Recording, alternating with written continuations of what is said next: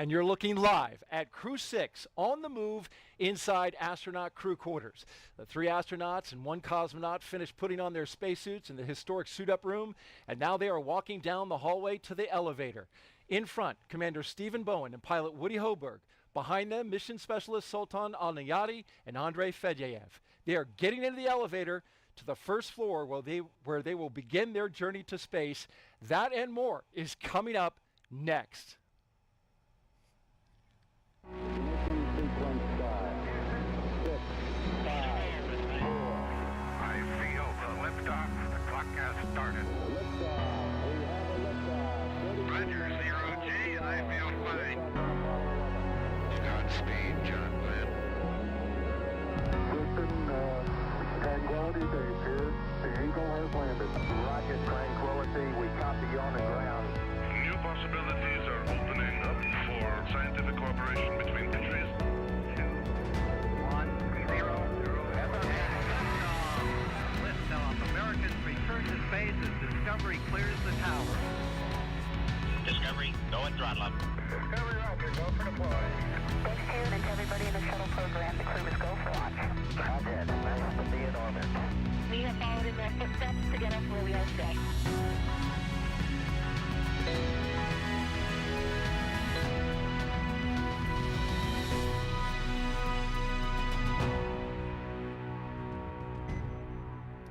And now you're looking live at the Crew Dragon spacecraft on top of a SpaceX Falcon 9 rocket that will launch the Crew-6 crew to the International Space Station in a little more than 3 hours.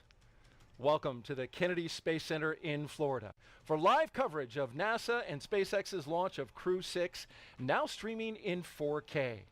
I'm NASA's Daryl Nail, and with me is NASA astronaut Raja Chari, back by popular demand. Thanks for coming back. Yeah, glad to be back, Daryl, and hoping the second time is the charm, and hoping to see my first launch. Absolutely. We're excited to get your reaction on that. In addition to Raja's analysis, we have live updates from Mission Control in Houston and live interviews from our VIP location here at Kennedy. There you see them. Hello, Houston, and hello, Jasmine. And later on, at T-minus 1 hour, we will welcome in SpaceX live from Hawthorne, California. But let's begin quickly with a recap of the first launch attempt early Sunday morning. The day started here with the crew signing the mission patch inside crew quarters at the Neil Armstrong Operations and Checkout Building. They went through the entire process of suit up and transport to the pad where they ingressed into the Dragon capsule. The countdown moved along smoothly until reduced flow in an engine ignition fluid line was detected by the launch team. The launch was scrubbed with less than 3 minutes in the count. The astronauts remained in the capsule until the rocket was completely detanked. A disappointing moment for the astronauts, certainly, Raja. Yeah, I mean, I think they're obviously like an instantaneous, instant of a little bit of disappointment, but obviously the right, safe thing to do, and the team all knows that, and so they're ready to do it again today, and have learned from all that, and some great lessons learned. And now we want to focus on the front doors of the astronaut crew quarters, where those astronauts are ready to walk out. We saw them briefly in the window, and they are ready to go, just momentarily. Be doing it for a second time. Yep, and we see the stickers around the outside, so they got a chance when they came back from the scrub to smack their Crew-6 sticker on the way in, so some extra luck for tonight. Absolutely. And we're going to try and give them some more good luck along the way. We'll have more about that later in the show.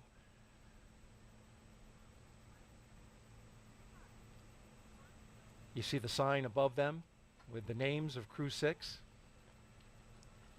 Yep, and one of the reasons we didn't show some earlier suit up tonight was because it's our second. And here they come.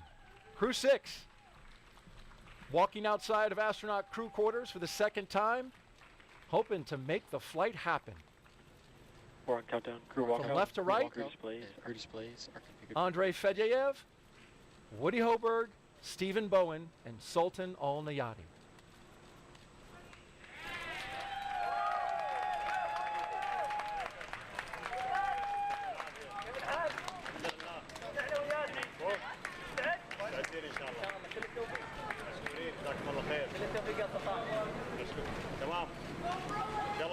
Getting some high fives there.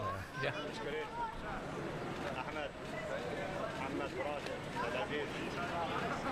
So you can see in the background there the SpaceX personnel getting ready to take them out in their Teslas. They're pre-positioning their cooling packs in the vehicles. Sounds like our microphone is close to mission specialist. It is, yep, close to the UAE area. We're looking at Captain Bowen, no? There's Andrey, so a great chance for the friends, family, loved ones to come out and say good luck and see you later to the astronauts. You saw the Administrator Nelson and Pam Mulroy down at the end there.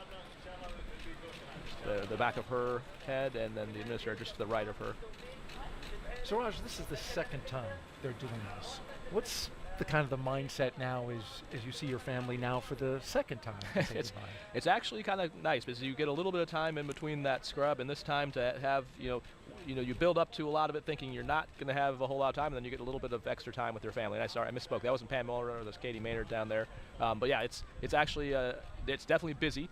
So inside crew quarters, we can talk about that later. There's plenty of sims in there, but it's a nice chance to have a few more hours with your family on Earth.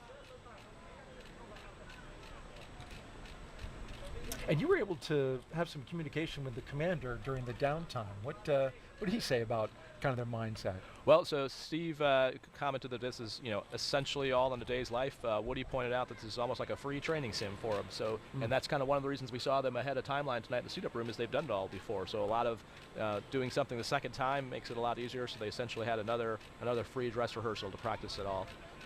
There's Woody Hoburg, the pilot for Crew-6, giving the wave. You can see there's a sense of familiarity as they get into the Teslas. Yep, and now you can see Administrator Nelson there, the bottom right, and then Bob Cabana's just to his right. And I think that's Calvin Manning to his right, the Deputy Kennedy Center Director.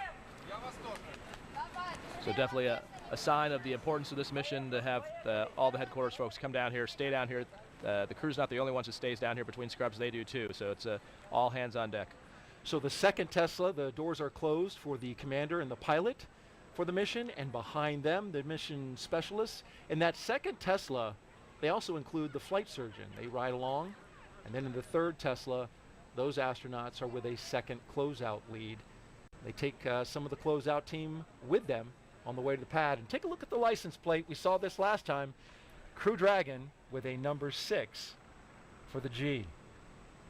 Yeah, and this time I know. So last time I was surprised to find out that it changes each time. I was thought that it always said send it with a 3, but it turns out that was only for Crew 3. So Crew 3 was a special mission. Maybe not special enough for to put it on every single. Maybe I've been watching that video too much.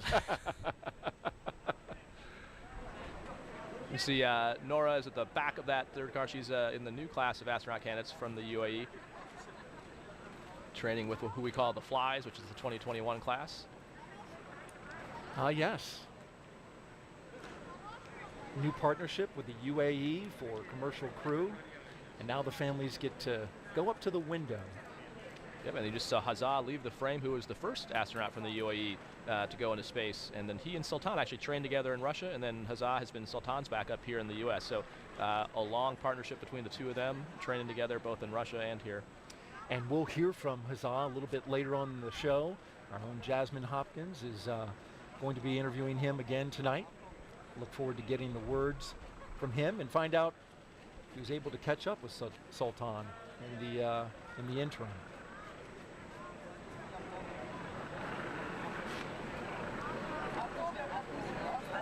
So the final chance here, so when they get in the Teslas there, they actually hook them up to cooling boxes. So I mentioned before, you saw the SpaceX people kind of going behind the scenes. They get those positioned in the Teslas, so that's why there's some more time, and they use every second they can to talk to the families, which is why they have the windows down, still chatting with them, while the flight docs connect their suit umbilicals to those cooling boxes. That essentially just pumps cool air into the suit, because in the warm, humid Florida weather, it can get somewhat sweaty in there if you don't have some cool air flowing through it. Right, especially in the tight space. Exactly.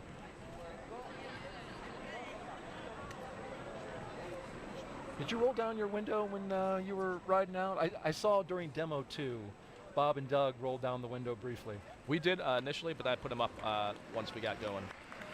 And here we go with the crew departing the Neil Armstrong Operations and Checkout Building. This begins the 20-minute drive with a full security escort across NASA's Kennedy Space Center to Launch Pad 39A. And they're firing up the playlists right now, Raj, as you know. In that first car, if you want to look up these songs and get the vibe of what they're listening to, well, Stephen and Woody are listening to Traveling Band by Creedence Clearwater Revival, May We All by Florida Georgia Line and Tim McGraw, The Space Traveler's Lullaby by Kamasi, he's an American jazz saxophonist, Sing Me to Sleep by Alan Walker, Spaceman by Harry Nilsson, and then in the second car, they got quite a playlist as well. Yes. What did you listen to? So this is it was a collaboration. So Tom and I were in the first car, and then Kayla and Matthias had a mix of U.S. and German songs. So it's like you said, it's kind of the emotional setup for the ride. I think the other benefit of Scrub is we had the benefit of having multiple trips out there, is that the person who's your DJ has a chance to actually zero in the songs. And so Melissa, who's our chief trainer at SpaceX, actually took the time while we were in quarantine to mix together like a 2021 version of a mixtape, so that we could just play it on the iPod they had in there and time it so that exactly as we were pulling up, we were finished with the list. Yeah, exactly. So we had a mix of everything from Blue Light Orchestra to some Guns N' Roses. A little bit of some huge acts. It was a pretty good mix. Actually, Tom and I think Kayla and Matthias, in the travel back and forth to SpaceX and back and forth to different training locations, that's how we sort of sussed out what's on that playlist. I'm sure they did the same for tonight. End with a great finish of the song. As we just saw there, we have, of course, permission to go through those stoplights with the full security escort.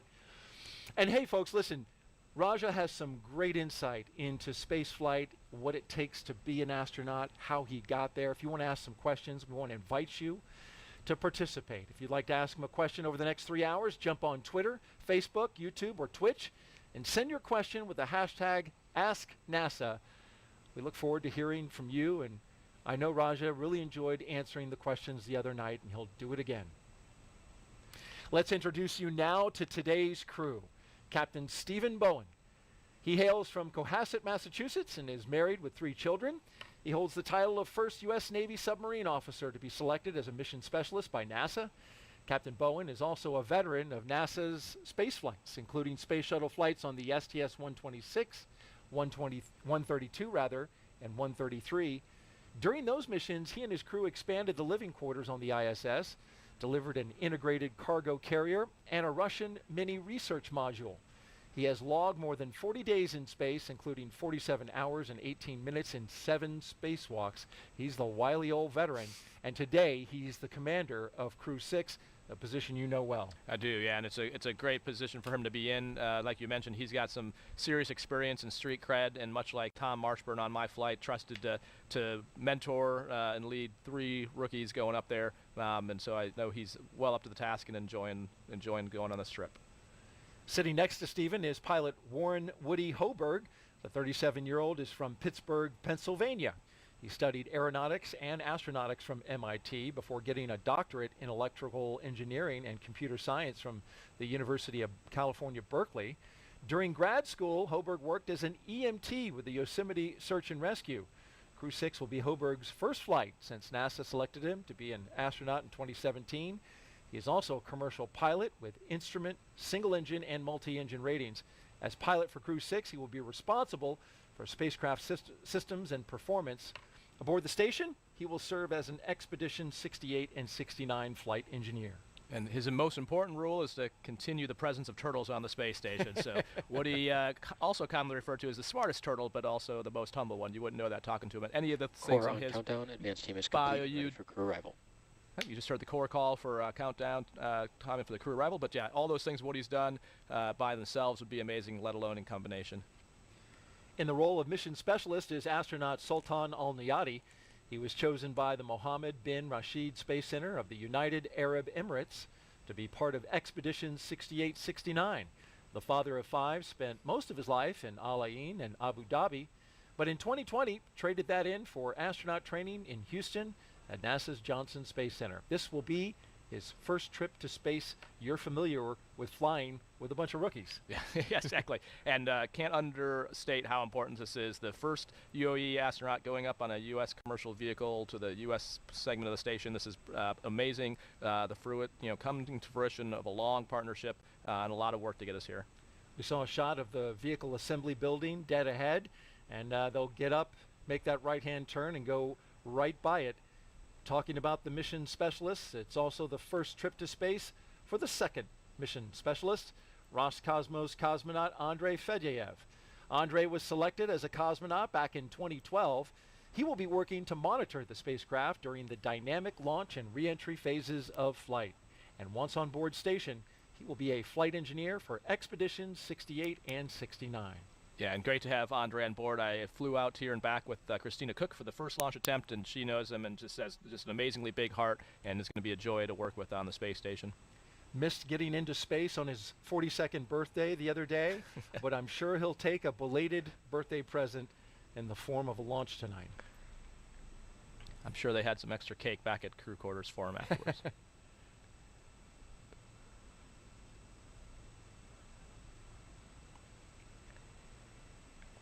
So we also got to break in. We mentioned last time, it's the first time they're using the black Teslas versus the white Teslas. So not sure if maybe Crew-6 maybe have zapped the windshields an extra time to count for their second trip out there. So there's definitely some room to be filled on these windshields, and maybe hide some stickers at a few places where they find after the fact. Yeah, those stickers will, get to go on those Teslas for the first time since SpaceX told us they're expanding their fleet of ride-out vehicles. We know they're getting close because I can hear the helicopter. There it is, passing overhead as they pass in front of the Kennedy Space Center VAB, and just a few feet away from the turn basin.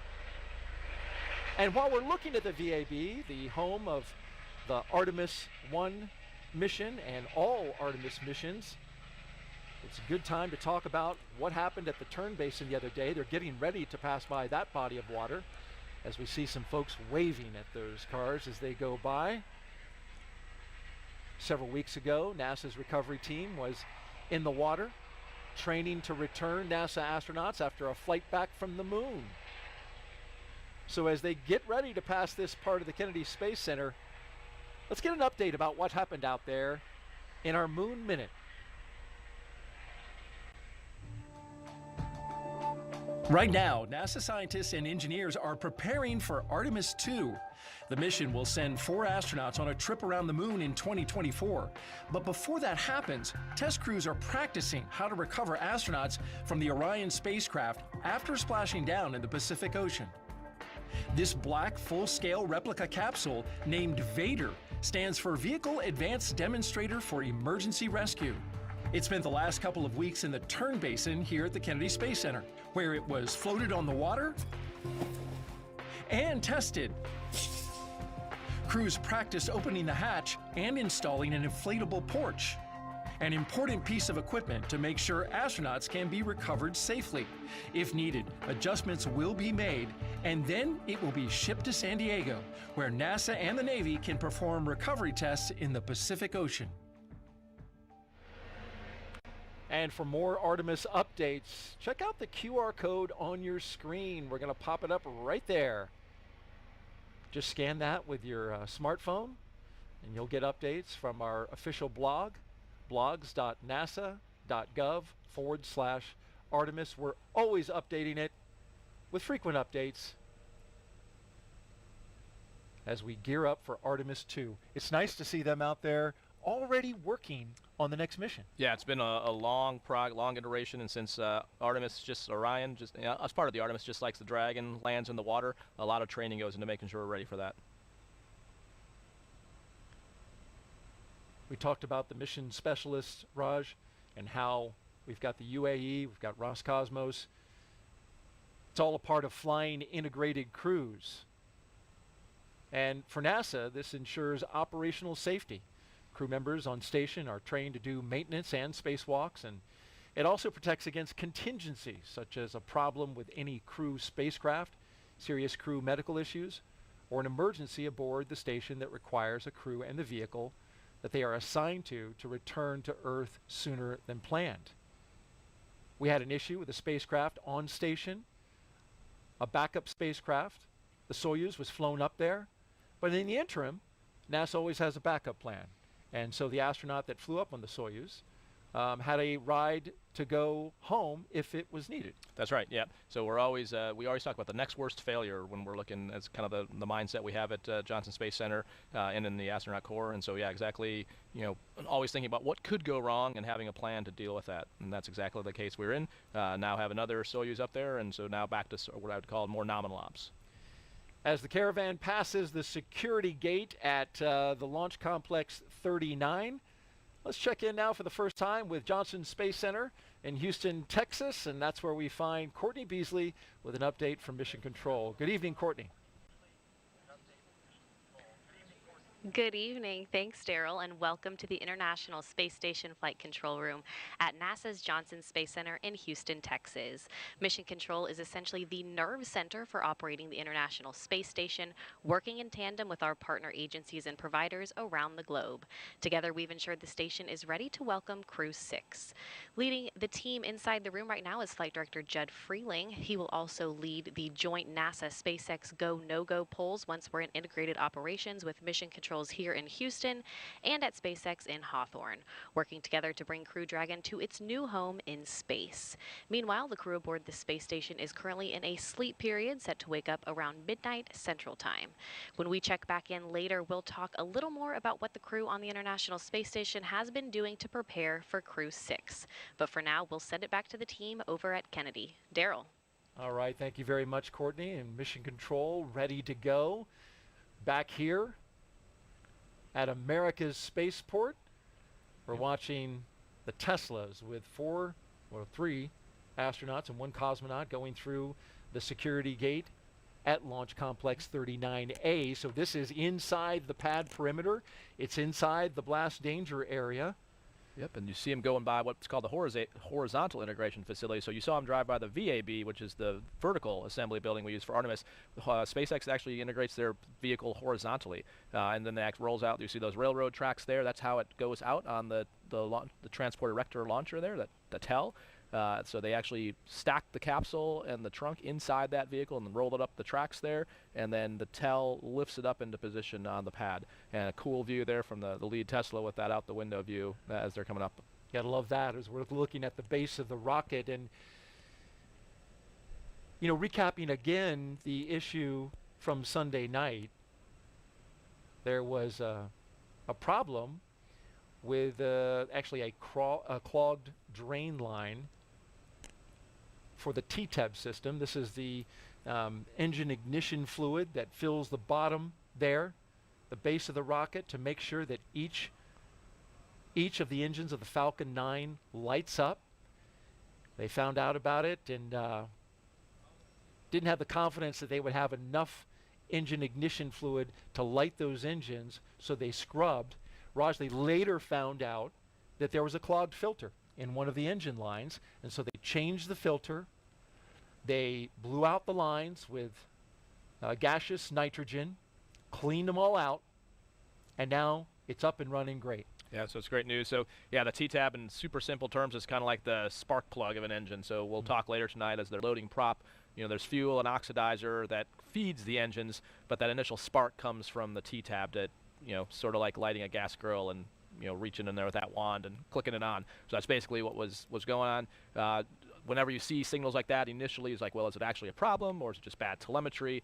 And that's why they talk about it through Mission Control, try to look for alternate sensor readings, but ultimately the safe and as proved out, the right thing to do is to call the launch and do what's absolutely safest for the crew. We talked a lot last time. Countdown. Crew have arrived at the pad. So you just heard the core call to the team that the crew's on the pad, and that word goes out so the closeout crew and the folks who are setting up displays who aren't watching the 4K stream know what's going on. That's right. But yeah, so that they TTAB, would know if they were watching. Exactly. Hopefully they're not watching. Right. But yeah, so the TTAB, again, if there's ever a doubt, we do have protocols for, like, is it a bad telemetry or just one bad sensor? But in this case, there's a few indications that there was something wrong, and they made the right call to stand down, and as you said, found an actual clog and fixed that. And so the good news is we're back on track. That's a great point about the telemetry. versus, the problem.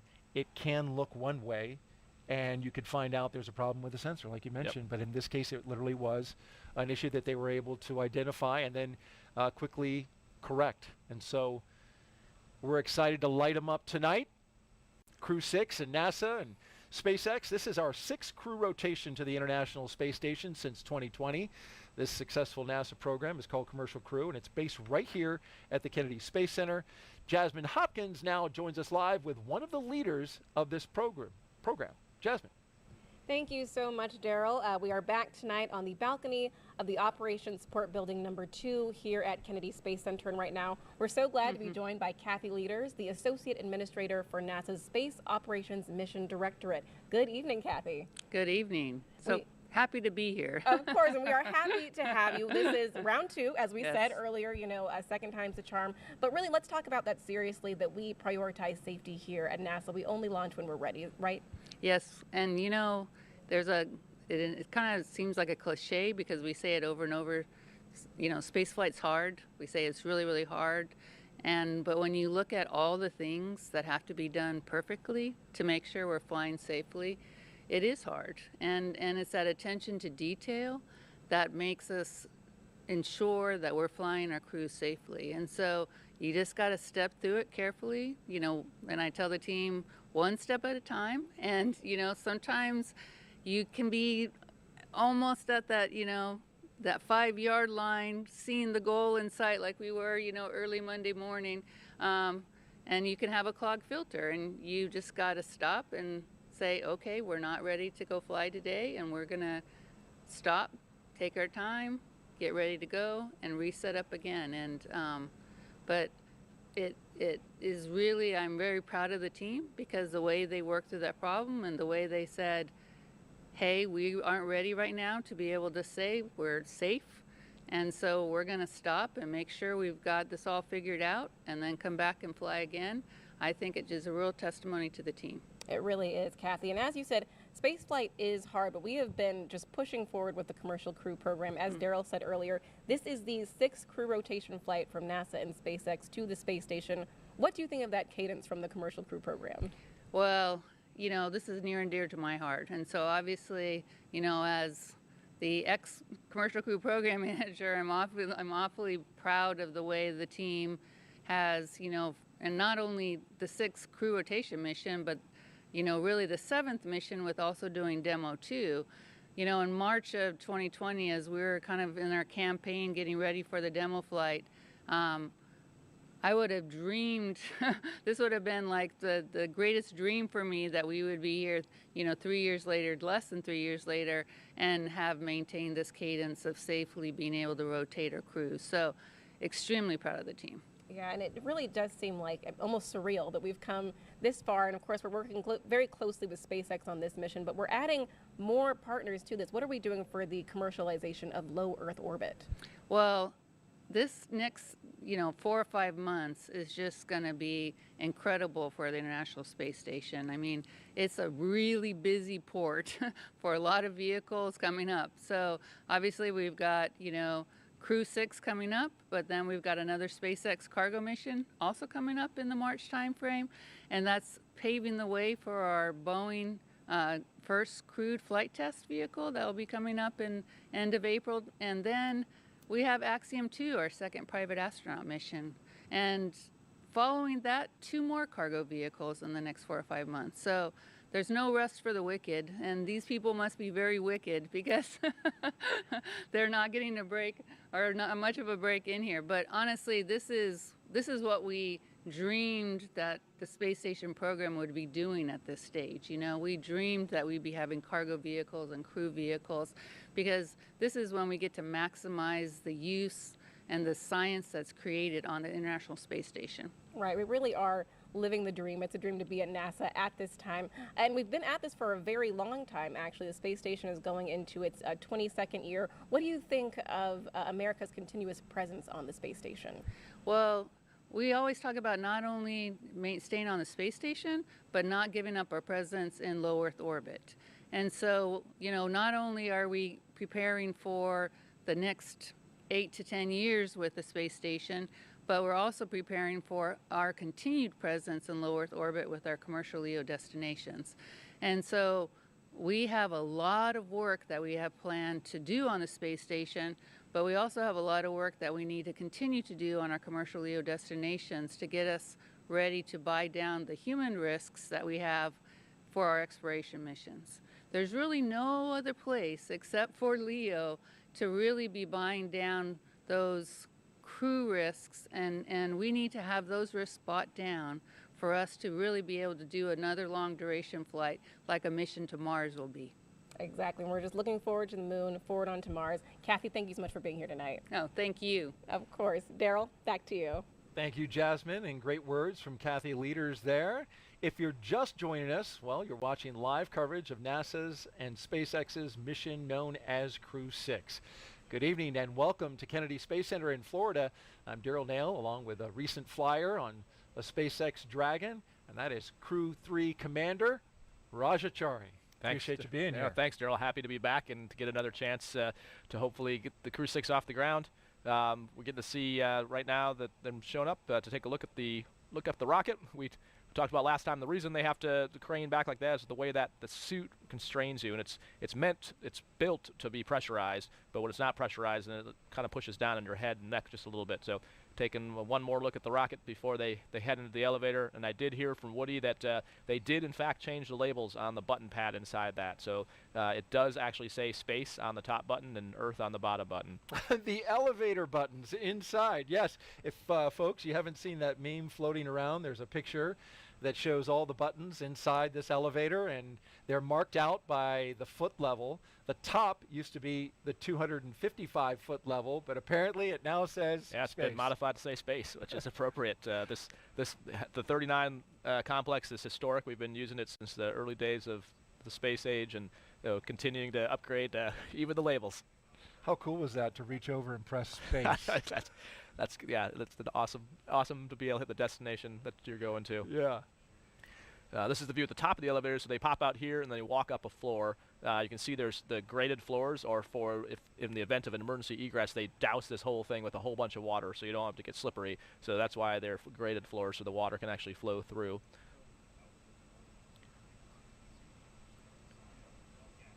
And you see astronaut Nick Hague is with them. He's number 12. See him turning the corner there? This is the astronaut support person. And Nick Hague, of course, an experienced astronaut, been up to space station, been through a launch abort himself. Great resource to the astronauts. Yeah, it's amazing. Reed Wiseman, who's the former chief of the office, likes to say that Nick is a unicorn. He's pretty much the only person, right now that's, well, he's been to space twice, even though he only won one mission. This is the first time they aborted. They actually ballistically went into orbit, so he counts that as two, rightfully so. Okay. But yeah, that's really, really unusual. I don't think there's anyone else in the office that's been through a launch abort, which, as we know, the commercial crew program has that as a requirement. So we've got that system now with both Dragon and Starliner. But to actually have done that is a way, it's pretty extreme. Yeah. See Sultan and Andrey heading up the elevator.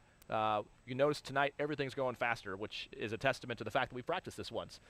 So they're, now this is the second time the team's doing this, and Woody himself commented there's almost like a free sim that they got to do the other day. Things are going a lot faster. Certainly noticed that. Just to finish the thought on the launch abort, that was a Soyuz in 2018 that launched out of Kazakhstan. Waiting for the mission specialists, and here they come.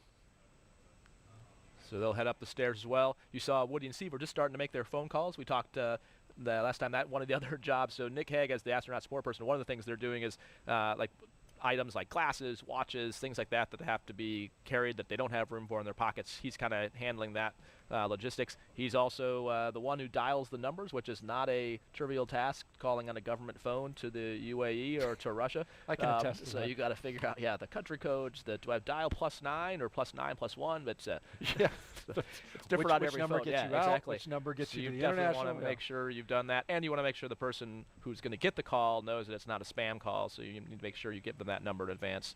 The chevrons on the ground there, they're going to be when they go onto the spacecraft, they're walking against the chevrons, but those chevrons are meant for in a low visibility egress, because I make a mention, the water system is on, so you would be getting doused with water, so you can look down, and that's pointing you to the egress baskets, which on the far left side of the screen, it just kind of went out of view, but you can see where these slide wires are at, and that's how you would get down to the ground. Now you can just see them on the left side. Yeah. They're like a super fun zip line ride that you would get into a basket and then go down to the bottom of the pad. And there's a loudspeaker system up there, and so as you're egressing, the launch director would be giving you instructions, most key, like how many people are still on the pad, because as the crew, if it's just 4 of you, that's relatively easy, but if the closeout crew is there, you got to make sure you count baskets and people to make sure everyone gets down to the ground. Want to have a full head count Exactly. of everybody who's you don't out want there. to leave anyone up there. Yep. Right. So it looks like they're cycling through the phone calls now. This is the view looking towards the crew access arm. It is behind the black door. So when they wrap up their call there, they'll be headed through the door, and we'll get ready to see our first 2 astronauts make their way from the launch tower across the crew access arm and begin to ingress to the Dragon spacecraft.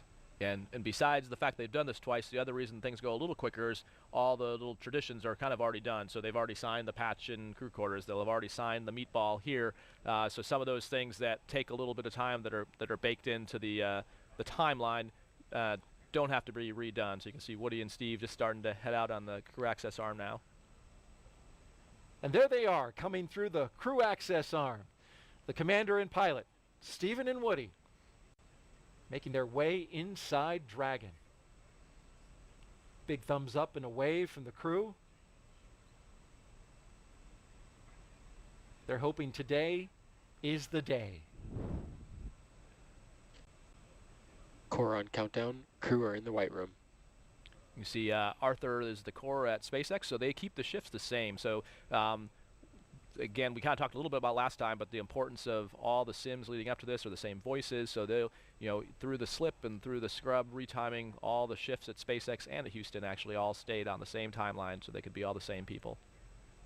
That's Arthur Berrialt, the crew operations resource engineer with SpaceX. That's his voice coming over. You can see the ninjas helping get their, those are the shoe protectors, the boot guards coming off. Yep. So it protects for 2 things. FOD in the capsule is one thing, but the other thing is there's slots in the bottom of those heels, and that's what actually, when you see them get in, you'll see them put their foot up and then down, almost like putting on a ski boot type thing, where it locks in, and that's what keeps your feet restrained under the launch loads and re-entry loads, which is why you'll also see them sometimes, if not during before they are in the launch escape system, you'll see them lock them in, but that also protects the channel from any nicks or dings on the bottom side of that. All right, we've got a question that's coming in from social media as the astronauts crawl in. Started. Arthur calling the ingress has started, which we can see on our screen. So here's the question. Space Brandon on Twitter asks, he's referencing to the view out the window. What is it like to take in this view? Loud and clear. Seat 2, how me? And C2 has you loud and clear as well. So I'll tell you, it's awesome. The view out the Dragon window you don't really see getting in, because as you saw as they crawl in, their head is towards the seats, and then when we flip around, you can see that the white room and that crew access arm kind of blocks the view out the 2 windows there, which you can see if you look at Ninja 10 to their right and left, you can see the Dragon windows. The view you do have is before you walk across the crew access arm, and it's SpaceX Dragon Seat 3, contact. Wait for Arthur. Loud and clear. Seat 3, how me? Good evening, Arthur. I have you the same. Yeah, so the view from where Good evening, Woody and Steve. Good to hear from you. Sultan and Andrey are standing is awesome. You got the water, especially on a clear night. You do this during dry dress. You come up here and take in the view, but seeing... Yeah, I think he's talking about taking in the view right there. So right? you can go to the corner to where that kind of white post is, kind of where Ninja 14 is at, and you can kind of hang off the edge. Don't do it too far. But yeah, it's pretty amazing. And seeing the clouds and the water, I think, is what's most distinctly different. So on Earth, you can see the actual individual waves and the clouds moving in from space. You definitely can't see that level of detail. So yeah, trying to take all that in, I don't think you really appreciate it until you come back and see that same thing. And we can see Nick Hague now taking cell phone shots of Sultan as he's on the phone, which a good fellow astronaut does. And you heard Woody and Steve checking in with Arthur. Those are just the initial comm checks. We'll do much more intensive ones later, but that's just to make sure that when they connect their umbilical, that it's fully seated. And so if you get a good comm check, you know that the little pins that connect that loop are good. Our mission specialists now getting ready to board Dragon, Sultan and Andrey with a big thumbs up. Beautiful shot from high above looking into the crew access arm as they make their way aboard Dragon. And while we're watching the mission specialists in action, let's take another social question, which is relevant. And he's showing off, you know, getting the Space Tech's badge. We talked about last time they grab the Ninja's name tags to take with them, and they distribute those amongst the crew so they can fit them in their pockets and satchels. And the question there, it looks like, what's the mobility like on the pressure suit while walking around? It's actually fine. It's just a little bit of pressure on the top of your head pulling down. And as you saw, that's kind of why they arched their back to look up. You can't tilt your neck backwards, and obviously if you turn your head side to side, your head is kind of turning inside the helmet as opposed to the entire helmet moving. So it's just more a matter of not straining your neck. It's like traction almost. Yeah. It's just a mild traction. Yeah, and it can get hot, so you don't do a whole lot of action unless you have cooling attached to you, especially with the weather here. But compared, again, this is in what's called an IV, in-vehicle suit, IVA suit, not a EV or extravehicular suit. So way different than if you were trying to walk around in an EMU, which is what we use for spacewalks. That would be a way different story, and you probably would not be able to walk on Earth gravity, as it weighs upward of 300-400 pounds, whereas this one is meant to be able to move around. When it is inflated, it's meant to be in the seat. So if it was pressurized, it's not meant to be moving around in the cabin with it, because you don't really have joint mobility, so it's meant to be restrained by the straps and in the seats to be fully functional in a depressed scenario. There go our two mission specialists with the duck as they cross the hatch, being very careful not to touch or hit the edges of that hatch, because that seal is so very important to maintaining a good seal when they pressurize the cabin in space. And now our cameraman will go inside. Or wait. And so those are the crew satchels. You saw those white bags. Woody and Steve's are already on their leg. There's a little loop under there that the ground techs help connect for them. See Sultan and Andrey hooking in their umbilicals, so expect shortly they'll do their comm checks with Arthur at the core. And it's worth noting, for those who follow very closely, that SpaceX is now doing some of their checks and operations in parallel rather than sequentially. It could end up sequentially, but they're aiming for parallel, and that will reduce the total time of the operation starting right now by about 27 minutes. Core, this is MS2, seat 4. How to read me? Comm check. Doing comm checks even as they're getting seated. Loud and clear from seat 4. How me? Loud and clear, seat 4. Encore, MS1, comm check. And loud and clear, MS1 from seat 1. How me? I got it loud and clear. And a great view of Andrei's buckle there. So it's a 5-point harness. The crew can totally do it on their own, but just to save wear and tear on the suits, a lot of times the ground crew will help with doing that. And that way it makes sure it's really cinched down. So the way each on that circular harness around his waist, each of the waist straps and then the leg and the shoulders connect into a slot, and then to get out you rotate it counterclockwise or clockwise, and all 5 pop out. Similar to a harness in a jet? Right, it's actually very similar to like an F-35 harness. Yep, same kind of design. And Raj, of course, you flew the F-35 and the F-16 and the not F-16. No, okay, terrible. sorry. F-15 and F-14? F-15E and then F-35. Yeah. F-35, okay. Don't worry, it's okay for people who fly the F-16. It's not their fault. Well, the F-35 certainly the tip of the spear when it comes to the Air Force, and you were involved in that program for a while. I was, yep. I think the only job I would have left that job for was this job. So. And we're glad you're here. Had an incredibly successful Crew-3 mission you were the commander of, and you had some great astronauts along with you. Yeah, so flew with Tom Marshburn was our pilot. He had been on a shuttle on a Soyuz, so just a great asset to have some wide breadth. Caleb Barron, classmate of mine, also a submariner. Yeah, fellow turtle, submariner. Yes. And so following in Steve's footsteps, and then Matthias Maurer from ESA, the German astronaut, his first space flight as well, and just awesome to get to work with all of them. It was, it was the time of our life up there, honestly.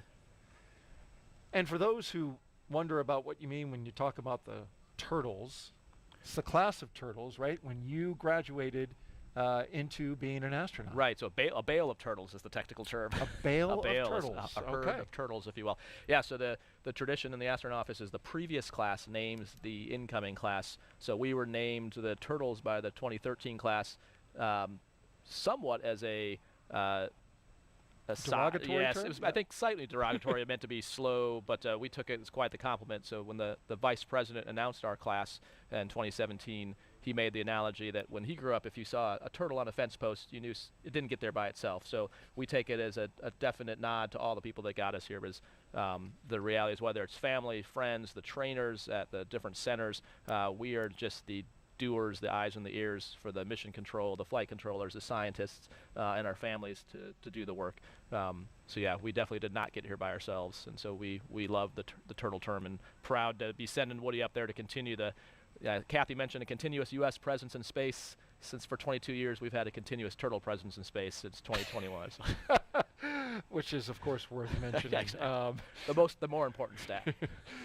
And I'd also heard that, poignantly, Turtles was fitting because when you graduated, it was Hurricane Harvey. That's right. Yeah, when we showed up, put actually, a lot of water down in the Houston area. That was also a big part of it. Yep. You can see they're doing zipper checks right now. So there's there's 3 main zippers, one that goes from one leg to the other, and then one on each arm. And on each of those, there's an inner bladder layer, which is the actual pressure garment, and then the outer layer is the restraint layer. And then down on the boots, they actually have a boot zipper on top of that. But in each case, on the 3 main zippers, there's a white tooth that they're looking for, and you get a 2-person check. So the person that does it looks for it, and then someone else visually verifies that white tooth is visible, which guarantees that the pressure garment is sealed. Get that good seal, critical safety component for these suits. Got another social question, Raja, and this one is about one of your fellow astronauts.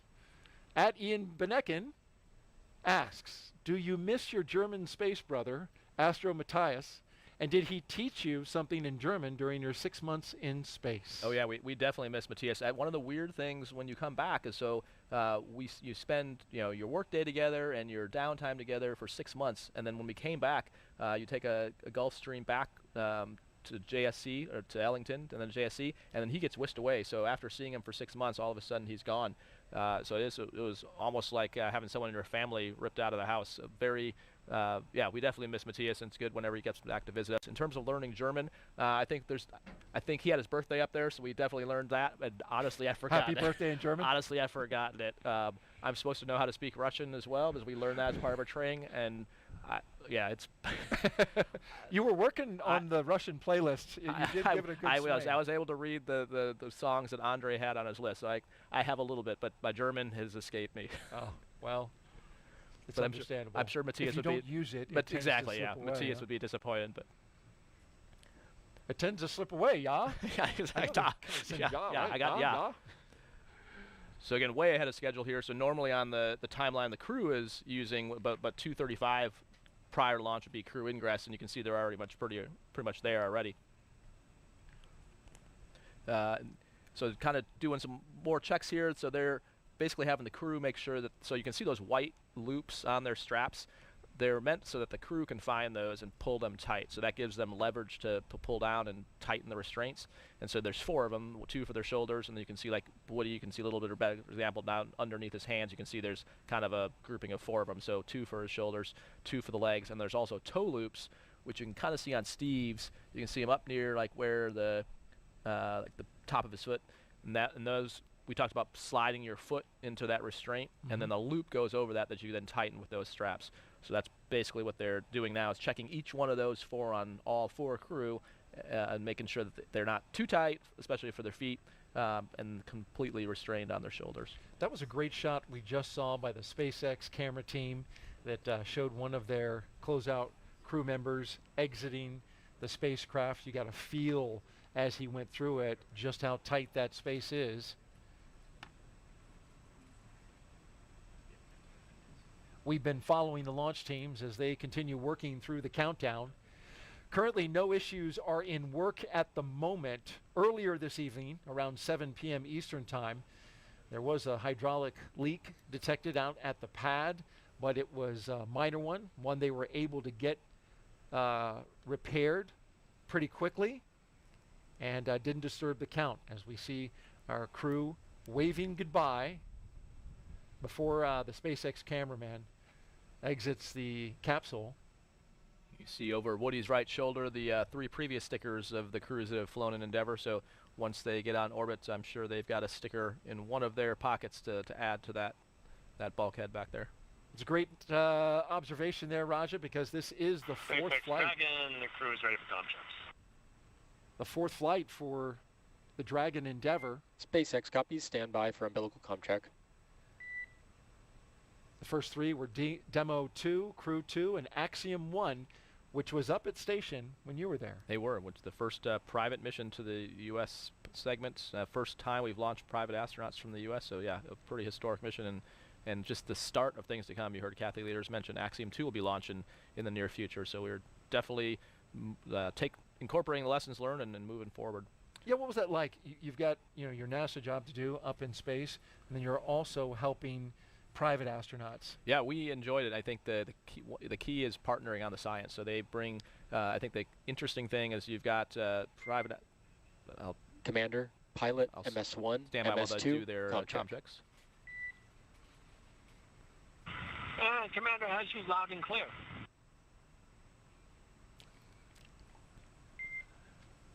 Commander, loud and clear. Pilot has you loud and clear. Pilot, loud and clear. And MS1 got you loud and clear. MS1, loud and clear. And MS2 got loud and clear. MS2, loud and clear. Umbilical comm checks are complete. Report when ready for seat rotation.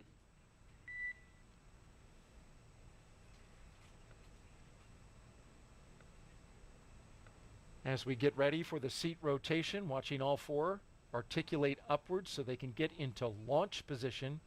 I want to make a correction. It's a camera woman with SpaceX who's getting those fabulous shots. Relying on her to give us SpaceX Dragon, the crew is ready for seat rotation. these great views that we see. And this view right here, in fact, she's shooting it right now. SpaceX copies, initiating seat rotation. I'm sure it's a challenge to not only maintain that steady shot in that very small hatch, but she also has to maneuver around the team, making sure that she doesn't interfere with the operation. She's doing a great job. Exactly. Yeah, so there you can see the seats moving. So they're in procedure 4.100 on the display, so that's what Woody was interacting with there a second ago. That comm check they did before was just checking the hardline communications, so their umbilicals through the spacecraft, through the umbilical to the ground. Then they are now in 4.100 for seat rotation, so you saw them talking before Steve said they're ready. That was just making sure they verified visually that all their arms and everything was clear of the translation path of the seats. You don't want anything getting pinched. And then what they're watching now on the displays is what's called a tack count, which is the motor that's running the seats to see if anything is out of limits. Looks like it was a good rotation, and they'll probably report that here shortly from the core. And you can see. Does it make a cool motor high-tech sound? You can't actually hear it. No? You know, you can. It's more like. Dragon SpaceX seats are in the launch position. SpaceX Dragon copies and concurs. Now you can see a great view underneath their seats of what else they're taking up to the space station with them. So those central ones there, those are cold lockers. So definitely some kind of science in there that that has to be preserved at a particular temperature. The left side, the aft two look like it's some kind of cargo. The forward two, which we can't quite see, is survival equipment. That'd be the red. And then the right side looks like a semi-larger piece of cargo. We call all those things CTBs, those containers, and they are referred to by the Dragon size. SpaceX, you are go for Section 2 suit leak check preparation. And SpaceX Dragon copies go for Section 2 suit leak check preparation.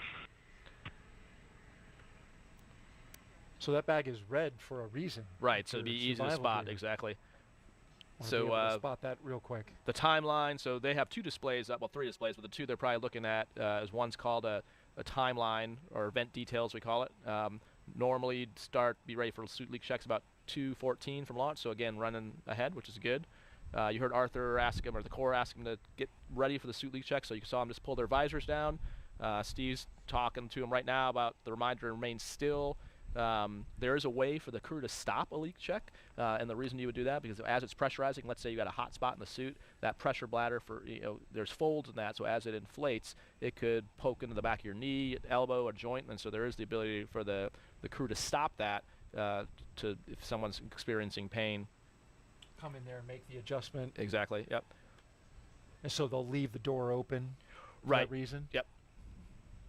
Yeah, and also if the suit fails the leak check, they've got some components up in the white room there where they could come and try to fix something. But the reason they did the SpaceX Dragon tear is complete. We are ready for leak checks.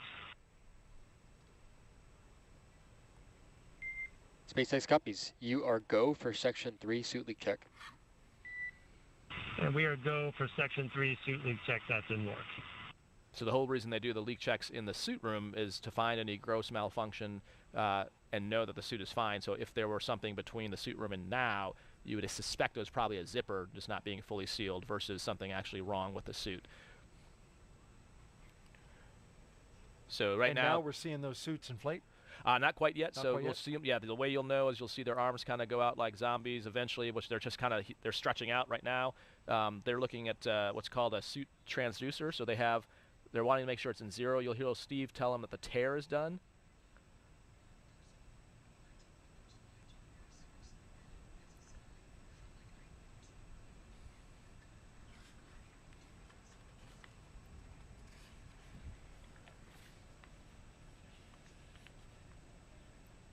Yep, and now it looks like, based on where Andrei's head is at in the helmet, it looks like it is inflating now.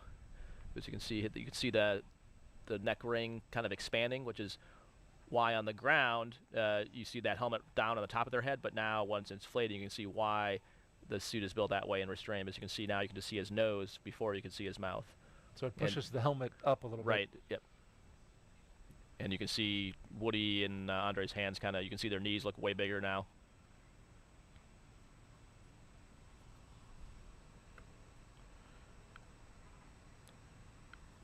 And so they have an indication of what the suit pressure in each seat is at by individual, and they're waiting to see if it holds steady at full pressure. And you can see that at this point, the last basically 30 seconds are kind of critical. You're trying to move. If you move, that can actually throw off the reading. And so at the same time that they're performing these suit leak checks, new for this mission, SpaceX is also right now performing the side hatch inspection. This is part of them doing those operations in parallel that I mentioned earlier, which will save them time and build time into the margin. Exactly. Just in case they need it. Yeah, wherever you can buy margin, because these are all instantaneous launch windows, meaning if there are problems, unlike a shuttle launch where there's built-in holes, this one is a continuously running clock. So anytime you can buy yourself margin for having problems, that's great.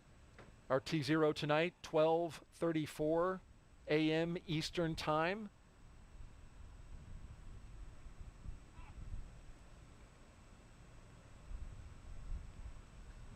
The range continues to report no issues, so we're looking good there. Also, Raja, the weather forecast continues to be acceptable. Take a look at this. Just like on Sunday, only a 5% chance of violation for weather. The only concern would be a flight through precipitation, which would come in the form of a cloud. SpaceX Dragon, 4 nominal suits. Well, there you had the 4 good suit leak checks. SpaceX copies and concurs. Closeout team will now perform final closeout steps and exit the capsule. Proceed to Section 4, side hatch close, and report when ready to close the hatch. Additionally, stand by for ground station comm checks. SpaceX tracking copies. We're in Section 4, side hatch closure. It's good to hear the good suits, and there we see them already well working underway with that side hatch inspection. Yep, so I'd expect the crew will pop their visors back open here shortly. And then the core mentions, you can see them opening now. And you can definitively see, it's a good example there now, you can see Andrey with the way his helmet sits when it's depressurized, you can see all the way down to his chin. So you can see how the suit expands when it's inflated. Want to wrap up the weather before we get too far away from it. Only a 5% chance of violation for launch from here. And SpaceX Dragon crew is ready for side hatch closure. So the crew's ready for the side hatch to be closed, but the closeout crew continues to inspect and document. SpaceX copies. The launch team still monitoring the weather in the Ascent corridor. And I understand from our team at JSC that that's right on the line. We're green to go at the moment, but they are monitoring that closely. Of course, this is the winds and the sea states along the Ascent corridor. Should, for some reason, Dragon need to abort off the top of the Falcon 9, it would need to splash down somewhere along the eastern seaboard.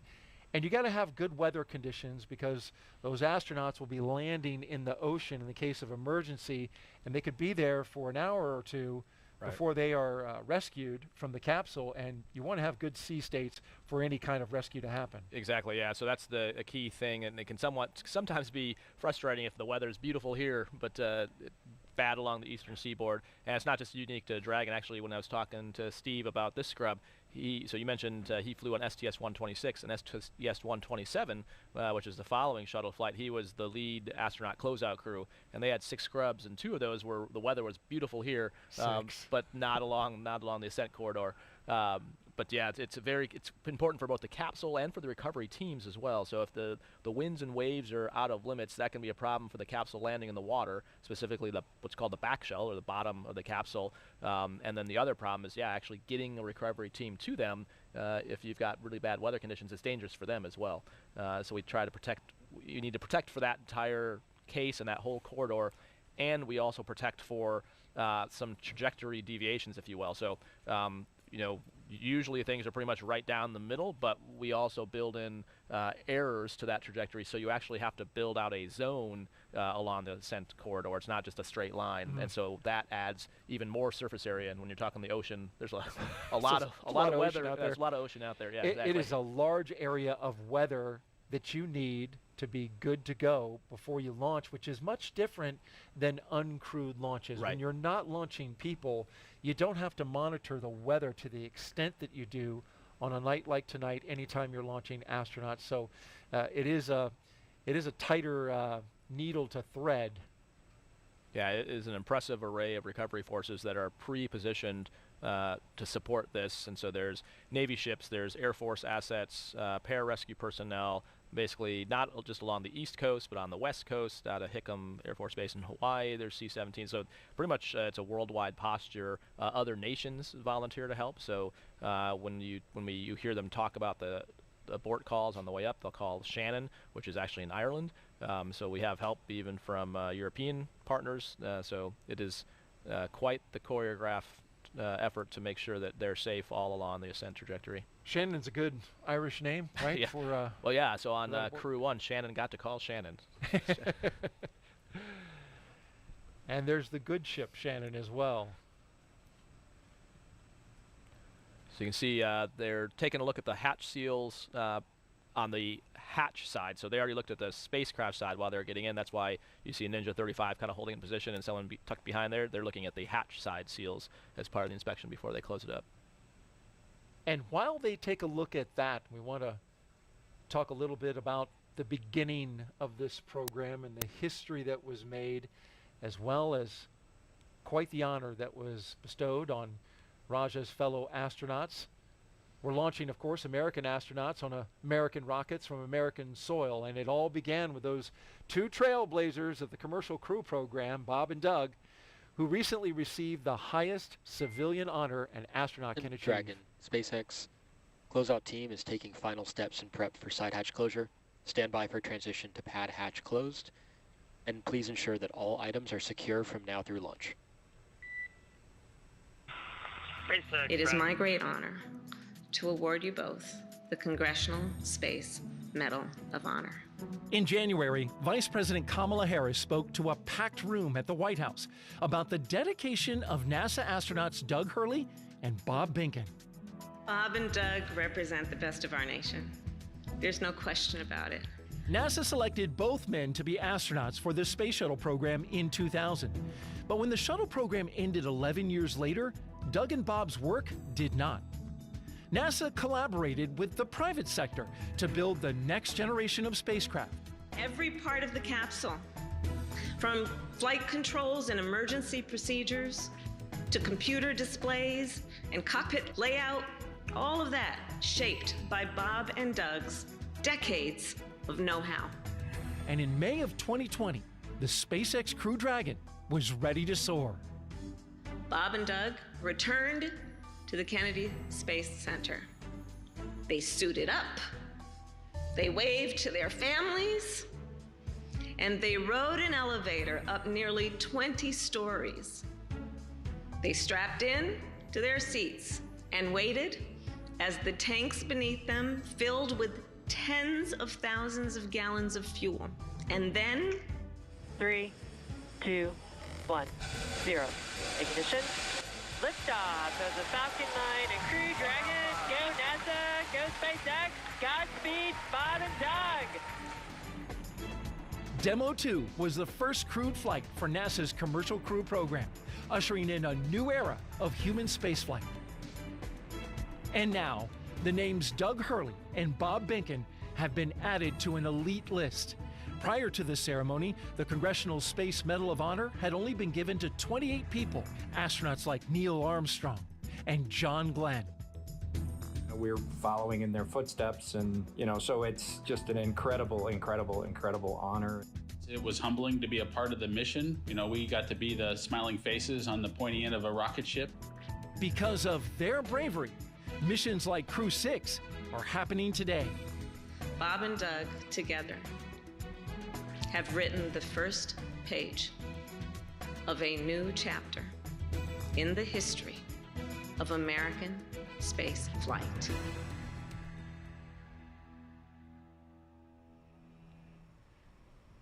Well, congratulations to both Bob and Doug, and a well-deserved honor. Doug Hurley recently retiring from the astronaut corps. Bob Behnken still cranking it along. In fact, he came out and was an astronaut co-host, sitting in your seat, Raja, for Crew 5. And it's a great contribution. I like the soundbite where he said, the smiling faces on the pointy end of a rocket ship. But they often, gave a lot of credit to those around them who helped build the rocket, build the spacecraft, train them, get them to where they needed to be in order to have the confidence to ride a space vehicle for the very first time and make that historic flight. Yeah, they were really leaders of the team. There's no doubt about that. And I can't repeat enough what the vice president said. Like, it literally is a new era of space flight. I mean, Kathy Leaders mentioned, like, here we are on Crew-6. Who would have thought that then? I mean, and just the way they designed that team. There's still things in training. It's very common to hear, even as we talk about Starship design and stuff like that for lunar lander with SpaceX, but definitely during Dragon training flows of like, why is the display this way, or how, this seems like a great solution. How did we come up with that? Like, oh, Bob and Doug, and they were so inclusive in training as well. I distinctly remember getting to come out on some trips and Doug and Bob having me sit in the capsule with them, and them taking the time, not only they're doing the sim, but also showing me, like, this is what this means, and this is why this display is doing that. So, I mean, they brought one along with them, and so it wasn't, they're being very humble, saying, yeah, they are riding the rocket, but they brought that team along, and they spent many, many years before Demo 2 developing the work, working with SpaceX, working with the NASA teams. I mean, over a decade of work to get to where they were, and so very well deserved, and couldn't be prouder of them. And they have left a lasting mark on the astronaut office, on the agency, and really on the nation. I mean, we have now an entire industry that didn't exist, you know, before this commercial crew program. I mean, it's quite amazing when you look at like going to SpaceX, going to Bowen, going to these places that are doing these programs, and seeing all these engineers that have a place that they're proud to go to after college and want to go to. It's inspiring, and yeah, it is an exciting time coming down here to the Cape. You just see the buzz down here. There's so much going on, and they kicked all this off. There is a launch now every 6 days here at America's Spaceport, and you're absolutely right, Raja. You know, we've never been this busy. Yeah. You know, aiming for more than 100 launches this year, just SpaceX alone. So an incredible amount of activity. I like from the story that you just told that they took the time with you, the commander for Crew 3, even though your mission was 3 missions away from where theirs was, right? Well, there might have been an ulterior motive. So well, I don't know, Doug probably doesn't want me to tell you this, but so I had my he's not here. He's not here. So my phone fell out of my pocket while I was in the capsule. In the mock-up. No yeah, kidding. and so I then owed some adult beverages to the crew that had to fish that thing out. And so I got quite a bit of hard time. Come to find out later that had happened to one Doug Hurley a little while earlier, so I think maybe he was just trying to swing that spotlight to me. So maybe that's my theory. He didn't give you an extra hard time, did he? He might have. Oh, he might have, even so. Okay. No, but yeah, it was awesome though. No, I mean, it was, and you're exactly right. That kind of mentorship is exactly what we lean on in our office. We have a term called IAs, which are instructor astronauts, and those two epitomize that, bringing the whole corps along with them, and they had the lessons from shuttle, and you know what worked, what didn't work. They'd seen Soyuz over the years, so I mean they had such a wide breadth of experience to pull into what SpaceX and NASA designed. And while we're speaking about honors that come out of the White House, Raja, you were nominated by the President of the United States for the appointment to grade of Air Force Brigadier General. It's a nomination, so you're still waiting, you know, Senate approval, but congratulations. Thanks very much. Yeah, we're very humbled and proud to get to continue serving in that next grade. So yeah, excited to get to do that here at NASA. NASA's military astronauts, we have a number of them here, you being one of them. Very proud to have you both serving our country and helping us explore space. Yeah, and we love our jobs. And I can see why. This is an exciting time. Certainly we talked about that. And we're taking a long look at the hatch at the moment, probably making some final uploads of the seal there. And as we do that, let's check back in with our Courtney Beasley at the Johnson Space Center in Houston, Texas. Courtney. Thanks, Daryl. As we said earlier, the team here in Mission Control Houston is actively monitoring the International Space Station as they await Dragon's arrival. The crew aboard the International Space Station is currently in a sleep period, and they are scheduled to wake up at midnight Central Time. They have completed a number of tasks to prepare the station for Crew-6, like setting up tools to monitor Dragon's arrival and prepping the sleep stations for the new residents. Many of their clothes and other belongings launched on a previous cargo resupply mission. And then back here in Mission Control Houston, Flight Director Judd Freeling and his team are in constant communication with the SpaceX mission director for Crew-6's launch to the space station. Once we get into integrated operations, the NASA flight director will be conducting this series of go, no-go polls at the predetermined checkpoints for Dragon's approach. We'll continue to follow along from here in Mission Control Houston. And during our launch coverage, we like to highlight employees in the commercial crew program who are working behind the scenes to make today's mission possible. Earlier this week, Kennedy's Jasmine Hopkins spoke to NASA's recovery director for Crew-5. Let's take a look. Joining us now is NASA Recovery Director Brian Barry. Thanks for being here. Of course, thank you. Of course. So, Brian, we understand that you are the NASA Recovery Director for Crew-5, but you've actually done a lot of things for human spaceflight. Can you tell us more about that? Sure. Yeah, that's right. So I started my career as a flight controller for the ISS program. My team was responsible for maintenance on the space station. So I had the opportunity to work directly with the astronauts, train them on tools and repair procedures. So that was a lot of fun and something I never thought I would do when I was studying to be an engineer. After that, I moved over to the safety team, and I was our safety rep for the Commercial Crew Program safety panel. So that was my first exposure to CCP, and I would go review the hazard reports for Dragon and Starliner.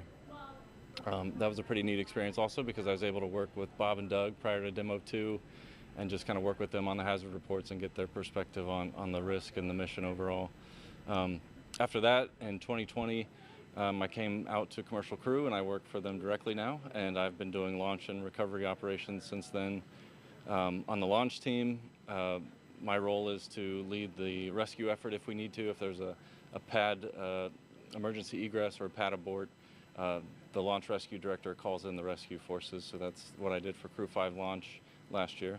And then as the recovery director, I lead the NASA portion of the team that goes out on the ship with SpaceX. We bring out our flight surgeons and we check out the crew and we load them up on the helicopter and get them back home. Right, so you've worn a lot of hats for the Commercial Crew program. How did your work as a flight controller in Houston prepare you to be a NASA recovery director? Well, in Houston, working the ISS operations, you know, you see day in and day out in the control center, you get the full feel of the 6-month mission, so you understand what the crew is going through for that long of a mission. And I think I just kind of bring that crew perspective of the ISS side to the CCP program, and so when it's time to bring the crew home, you know we owe them a smooth and speedy recovery, so that's our priority and our objective. Right. Brian, it's great that you have that personal relationship with them. What challenges do you and the recovery team have to be prepared for? Well, the biggest challenge for recovery for Dragon is definitely the weather. We have to find a landing site where the winds are low and the waves are low. So SpaceX has several landing sites around the state of Florida that we can look at and choose the best weather. Beyond that, you know, we start looking at things like contingencies if the crew is injured, and we've got helicopters on standby for a medevac if we need to. And then, you know, there's also just built-in redundancy on the ship and throughout the vehicle. So, but yeah, weather is definitely the biggest challenge for landing. Right. No, weather is a huge challenge in Florida for a lot of things. And after Crew 5 returns, Brian, you're going to transition to a new role in the Commercial Crew program, mission manager for Crew 8. Can you tell us how you're preparing for that? That role begins 18 months out. So for Crew 8, which launches a year from now, we've already begun those meetings with SpaceX, and so it's pretty exciting to be a part of that that early in the mission. And yeah, I'm just honored and proud to do that for the program. Of course. Well, congratulations, Brian. So glad to have you here tonight. Thanks, Jasmine. Thank you, Jasmine. And we are currently now 2 hours and 7 minutes and counting as we watch the SpaceX closeout crew close the hatch to the Dragon capsule. Dragon Endeavour, the flight leader in SpaceX's fleet, with flight number 4 today, hopefully get off the pad and notch another flight under its belt. Countdown is proceeding nominally at this point. On board Dragon spacecraft Endeavour, we've heard the communication checks between the Dragon team and the crew. The astronauts, you can see them seated. They were rotated into flight position. We had their suit leak checks. That was successfully completed. Yep, and you heard the call from the Corps prior to the hatch closing about making sure that all their loose items were stowed. That's kind of key, because once that hatch is closed, if you drop anything, that's a problem. So you can see right now they're probably updating their notes. The hatch is closed. You'll probably hear at some point SpaceX confirm the hatch is closed. They're watching on the bottom of each of their displays. It always shows the flight computer state, and what that state tells you is it's sort of major phases of that the vehicle is in, and then it's important to the crew because only certain commands are available in a particular state. So once hatch is closed, and that kicks off the next sequence of events. I thought it was interesting you mentioned this during our first launch attempt. There's a state that you move into where the emergency handle Dragon is active. SpaceX ComCheck over ground station. That's one of those states. Correct. SpaceX Dragon, have you loud and clear over the ground station? But it's not active in all the states leading up, so it's certainly a very definitive point in time. Corps has you loud and clear. Ground station ComCheck is complete. Stand by for TDRS ComCheck. Now we're rolling through the comm checks. These are with the different different paths. So we had checked via the hardline communication. Now the hatch is closed, so it's the first one you heard was the ground. Now it's through Ingress, which is the S-band communication system. So basically through satellites. And that's important because once it gets off the pad, line of sight will work for a certain amount of time, but eventually you're going to have to rely on satellite communication. So they're checking that out before they get to orbit. Afterwards, the SpaceX closeout team will be performing the final leak check on the hatch. And then once that is finished, you can see it there, it's closed.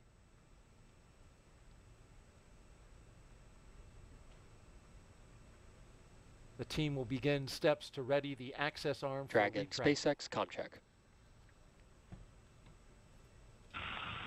SpaceX Dragon, have you loud and clear? Core, loud and clear. Ingress ComCheck is complete. Stand by for ComChecks with DC, MD, and LD in the launch configuration. And so what they're checking now, the MD is mission director, LD is launch director. Dragon, DC on countdown 1, ComCheck. DC Dragon, have you loud and clear on countdown 1? DC, loud and clear. Stand by for ComChecks with MD. And while this is Dragon, happening, MD on countdown 1, ComCheck. the closeout team will leave the pad at T-minus 1 hour, so they'll stay MD here. Dragon, have you loud and clear on countdown 1? They'll be with them for the next hour, and then leave at MD, T-minus loud 60 and clear. minutes. Stand by for ComCheck over Dragon to ground.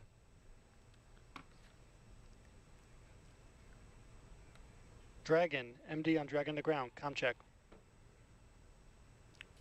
MD Dragon, have you loud and clear over Dragon to ground?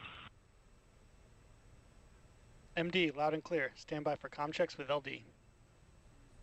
Dragon, LD on countdown 1, ComCheck. LD Dragon, have you loud and clear on countdown 1? LD, loud and clear. Stand by for ComCheck over Dragon to ground. Dragon, LD on Dragon to ground, ComCheck. LD Dragon, have you loud and clear over Dragon to ground? LD, loud and clear. Dragon, SpaceX. Launch configuration ComChecks are now complete. SpaceX Dragon copies. And so those two nets you heard him talk about, as you can imagine, in both Mission Control, MCCX, which is in Hawthorne, and then MCC Houston, each of the flight controllers has a whole bunch of different channels they can be on. So Dragon to ground is what the crew is typically talking on, and there's a whole lot of other comms going on that the crew doesn't need to hear. But those key people have a net that does talk directly to the crew that's not Dragon to ground. Countdown 1 is what they're talking on. And so for the launch, they tie those two nets together for the period of launch itself, specifically to be able to tell the crew to initiate a launch escape. And to your point, Daryl, you're exactly right. The handle that's between Woody and Steve that you can't see in this view, it's up by the displays, is essentially like an ejection handle. So you can pull that and it'll initiate a launch escape. But exactly like you said, it wouldn't do it right now. You could pull the handle, nothing would happen. So it is only armed, and that's, we'll hear that later in the count when they say LES armed, and that's why that's such a key thing, was that handle is hot, which is the manual initiation. What that also means is the automated system is hot, meaning if the vehicle detected something, it would also automatically initiate a launch escape. But the reason they tie all those people together is, especially during Ascent, you want the quickest word to the crew if there's something that would tell them they should manual initiate escape, and that's why they make sure that those loops are properly tied. So it's on the ground that they're doing that. It's pretty much Dragon, transparent SpaceX, to the crew. commencing health check for launch escape system. Expect momentary flight computer state change, followed by transition back to pad hatch closed. There's that state changer we were talking about. Right. SpaceX Dragon will be watching, thank you. And so why so they're not arming it yet, but what they're doing is checking the automated parameters. So they put it into a mode to look at the automated triggers to make sure none of them are showing out of limits, because right now sitting on the pad, it should be fine. So if there was something that's like a bad sensor or bad telemetry, you'd want to know that now before you put it into automated mode and then inadvertently trigger an escape. So that's what they're checking. So just like we talked earlier in the broadcast about the T-tab, is it a bad sensor or is it actually a bad thing? That's what they're checking now, just to make sure there's no bad sensors in the system that would initiate a launch escape. Curious, in your training, Raj, what What would constitute a moment where you would pull that handle versus it going off automatically? It'd be for like something where, so there could be some situations where the rate is low enough that you know something's wrong, but it hasn't hit the threshold yet to trigger it. So waiting for the automatic system is just taking extra time, so you might as well manually initiate. There could be some cases of fires where you would do it, where you recognize it before, so especially like a fire, that might not trigger the automated system. I see. And or that you can clearly exactly, see or if there's a failure of the communications, not the communication like talking system, but basically the communication path, the interface between the vehicles, where essentially it eliminates the automation, and then you would manually do it. So there's a few cases you would be very hesitant to do it. You'd want to be very confident, right? Because it's it is a emotionally significant event, both from it is physically and physically, yes, yeah, it is a lot of G's very fast, and yeah, so it's going to rock and roll you quite a bit. So you don't want to do it if you're not positive, but you definitely want to use it. It's a great feature to have, and definitely one of the lessons we've learned as we've evolved our space and launch vehicle technologies. You mentioned speed, 436 miles per hour. That system can get up and go, take you 2.5 miles off the coast of Florida here into the Atlantic Ocean, and it could be a lifesaver if the situation were to arrive. So this is certainly not child's play we're talking about here. This is big time stuff when it comes to space flight. But every Dragon astronaut crew, even though it's not child's play, does bring a stuffed toy with them. This is true. Yeah, making a tough transition here. That's well done. The purpose of that stuffed toy, though, it has a purpose. When the toy starts floating, the strapped-in crew has confirmation that they've reached microgravity, and the name of it is a zero-G indicator. There's been 7 on Dragon so far, and let's take a look at them all. Who can forget this one? Little guy, plush Earth, floating around by himself on the first uncrewed flight test in 2017 called Demo 1, which 4 years ago today, Raja, it was launched. Wow. That was followed up by a sequin bedazzled dinosaur named Tremor, picked out by Bob Benken's son Theo and crewmate Doug Hurley's son Jack. We just talked about Dragon SpaceX, good side hatch leak check. Crew 1 took a toy Baby Yoda with them to the first 4-person crew. SpaceX Dragon copies. And then, since then, it's been all stuffed animals. A penguin for Crew 2, a turtle, your turtle, for Crew 3. And then for Crew 4, it was a turtle and a chimp. Double turtle. Double turtle. And then for the last mission, the first humanoid, the little Albert Einstein little thinker plush doll. And so we didn't get to find out in our first attempt what Crew-6 is doing. Well, I'll be honest. I know. But we're saving it until they get up into space. And we should see it, once they get up there. Exactly. Yeah, and the history of it is, you notice in some of those pictures, the crew was already out of their seats, but in reality, when you first see it deploy, they're still strapped in. And so even though you in your stomach have that feeling of being in a roller coaster and you're falling, you aren't actually moving. You're still fully strapped in. So the way you can check your senses is your zero-G indicator starts to float. And so in our case, our turtle was named Fowl, which was a nod to Matthias, since that's German. It was also specifically a peacock turtle, because Tom Marshburn's a class in the peacock. So it was a conglomerate of effort to have a zero-G indicator that represented the whole crew. You heard Arthur call the side hatch leak checks are good, which is a great sign. And it's going to take a while now for the closeout crew to actually clean out the white room. There's a whole bunch of work they're doing as they start to do that, but it looks like everything's on track. Yeah, we've had the comm checks, the seat rotation, suit leak checks, they're complete. And so now we're just tightening up that hatch. And while we look at this shot, we can look to the right. We see the NASA meatball with all the signatures around them, along with the SpaceX logo. Every human who goes into space gets to put their signature on the wall there. And Raja, of course, yours is there, along with your Crew 3 crewmates. But, for the second attempt, status update. They didn't have to do it. So that helps save some time there as well. SpaceX Dragon, go ahead. All right, we are going to repeat the ground station comm check just to do it one more time on our end and make sure that we're properly configured. Following the ground station comm check, I'll step into the post-ingress crew briefing, and after that, we'll step into Falcon 9 operator comm checks. SpaceX Dragon copies. Understood and all. Thank you. Going to run the comm checks again. Yep, so probably maybe they had to reconfigure something, or maybe someone wasn't on or didn't hear it maybe, so they want to just make sure everyone's tied in.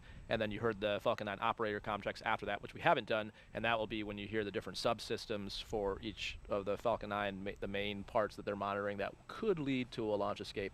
They'll all chime in, and again, so for the same reason I described before, making sure normally those people wouldn't talk directly to the crew, but if you had, one of those systems that that was your question, like, hey, when would you do it? Like, well, that would be a time, like, if the GNC, which is Guidance, Navigation, Control, sees something off that they think is dangerous, they can have the ability to call the crew directly and tell them to initiate a launch escape. Okay.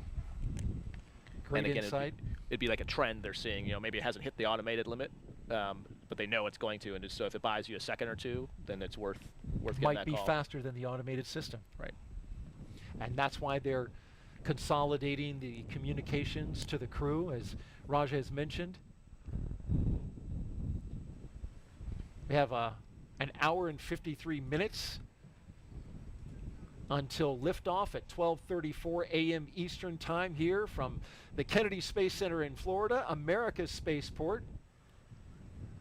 Now as the pad team wraps up its final checks and clears the white room, that's when the action will start to pick up. We're looking forward a little bit. Crew access arm will retract. We'd have the arming of the launch escape system, and then of course prop load. So we will keep this live view of the crew here as they're sitting tight for the next hour or so. Rajachari doing a great job of keeping us informed about what's happening as we watch it. And if you want to ask him a question, we're taking them. Just head on over to social media. Oh, great question actually on there. So actually the one's not a question was a shout out from Steve Bowen's fellow submariners. Looks like we've got one here that from @Danny Scara.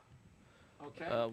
What happens after you're strapped in and waiting to launch and you have to use the bathroom? So we get really good at using diapers. They're called MAGs. What are they called? MAGs, which is the acronym for Maximum Absorbency Garment, but it's basically a diaper. It's just that way you don't have to say the word diaper, but it's diaper. Giving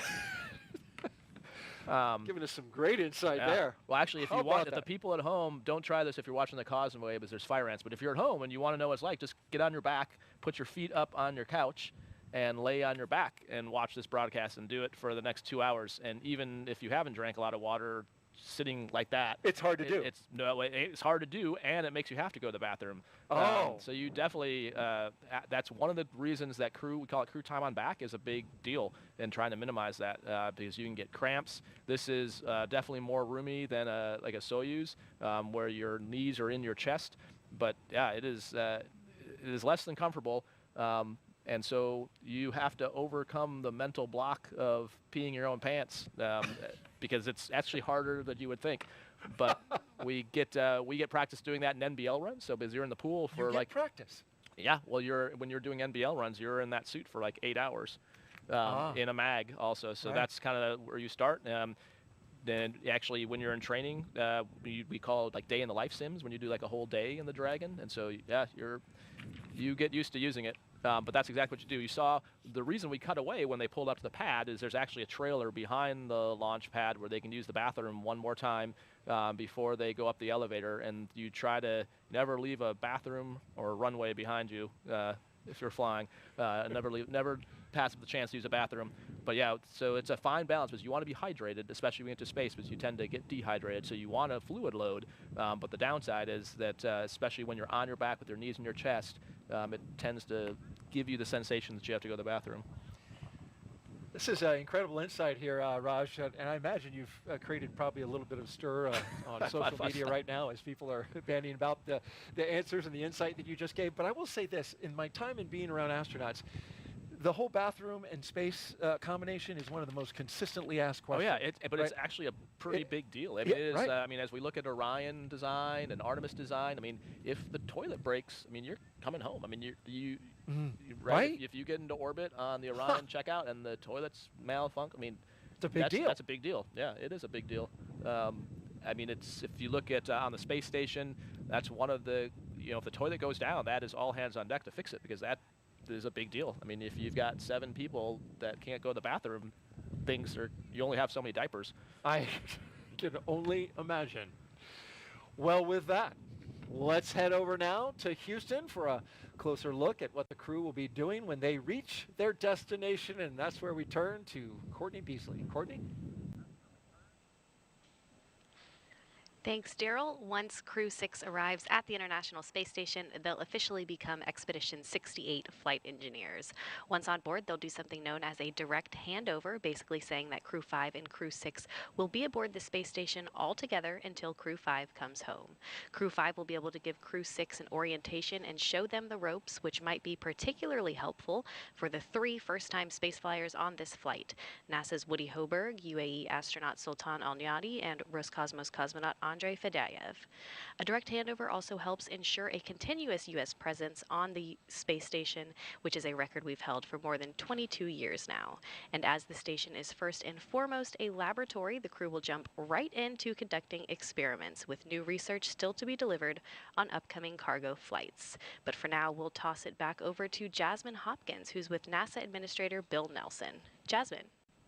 Thank you so much, Courtney. Yes, we're back here at Kennedy on the balcony of OSB-2, and right now so honored to be joined by Administrator Bill Nelson. Thank you for being here.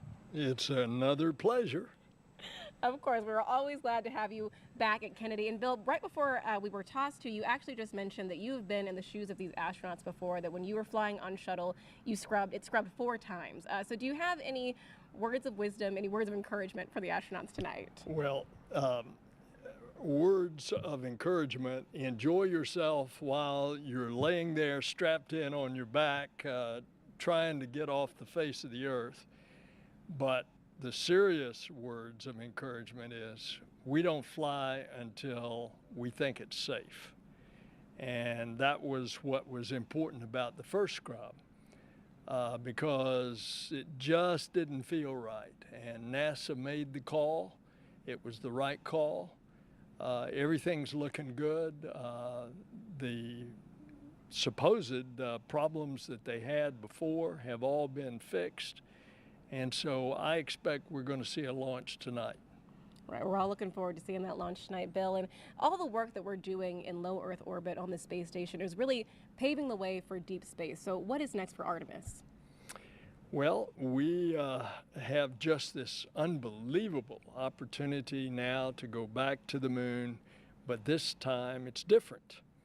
First of all, we're going to a different place on the moon. It's the South Pole, and that's where we think the water is. And if you get to harvest water, all of a sudden you have hydrogen and oxygen. You've got rocket fuel. We're also going back for a different reason. We're going to stay there. We're going to learn to live, to work there, to invent, to create, all for the purpose that we're going to Mars. And you know, the moon's just a few days away. Mars is months and months away. And so that's why this is so important for us to get back to the moon. It really is important. And right now we're also focusing on going together. In the Commercial Crew program, this is the second time that we've partnered with Roscosmos, but the first time that we have a UAE astronaut on board. Can you talk about how these international partnerships really help NASA's mission? It's a different mission. You pointed it out, not only, by the way, with our international partners, but with our commercial partners. Because when we go to the moon with the NASA rocket, we're going to go into lunar orbit, and we're going to join up with a SpaceX lander. And then our crew will then go down to the surface for 6 days. So it's a whole new kind of program. Now, internationally, this has become a big deal. You just can't imagine the enthusiasm around this globe with our foreign friends how popular NASA is. And they all want to be a part of this program, and most of them are. So tonight we have UAE and Russian astronauts, but look up on the station right now. They're not only Russians, but there's also a Japanese astronaut up there. And so it is a very international program, particularly on the space station, because there we've got 16 international partners. Right, it really is important. We go further when we go together. Administrator Nelson, thank you so much for being here tonight. Thanks so much. Of course. Daryl, back to you. Thank you, Jasmine and Administrator Nelson. And we are now T-minus 1 hour and 44 minutes from launch as we look at the pad here. Dragon on top of a Falcon 9 with the crew access arm attached at the moment, but getting ready to retract. As we look at it now, we want to also take a closer look at some of the life-changing science that astronauts are performing aboard the destination, the International Space Station. The International Space Station is a state-of-the-art microgravity laboratory that is unlocking discoveries not possible on Earth and helping us push farther into deep space. Every single day, we are answering big questions about Earth and about space, about where we came from and about where we're going. But the other thing that we're doing is we're learning more questions to ask. Microgravity turns almost everything we know upside down. Liquids behave completely differently. Fire burns in new ways. Biological systems reveal surprises. There's a few things that have made me gasp out loud up on board Space Station. Watching heart cells actually beat has been a pretty big one. We're studying ways to grow food in microgravity. I got to tell you, these are pretty amazing. We're learning how human bodies react to life in space and how to keep crew members safe and strong on long-duration exploration missions. Deadlifts are awesome on Earth. They're also awesome in zero gravity. We're testing technologies that will be critical to our return to the moon and great leap to Mars. Our research has contributed to medical and social benefits on our home planet, allowing us to find new ways to combat disease back on Earth and develop technologies to deliver clean water to remote communities in need. The spectacular vantage point of more than 200 miles above our planet supports our monitoring of Earth's climate, natural disasters, and plant life. The orbital perspective that we have here on the ISS is just absolutely amazing. Earth is gorgeous. The growing new space economy, so vital to our continued progress in space, is flourishing in low Earth orbit. We're inspiring future generations from a platform that is one of the largest international collaborations of our time. We're doing science at 17,500 miles per hour. Come along for the ride.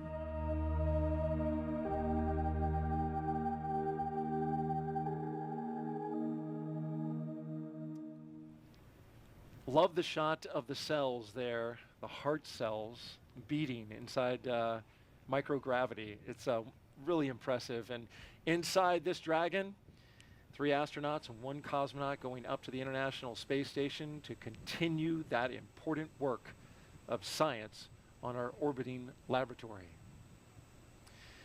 Well, there are astronauts in place and our cosmonaut getting ready for liftoff at 12:34 a.m. Eastern Time. Crew-6.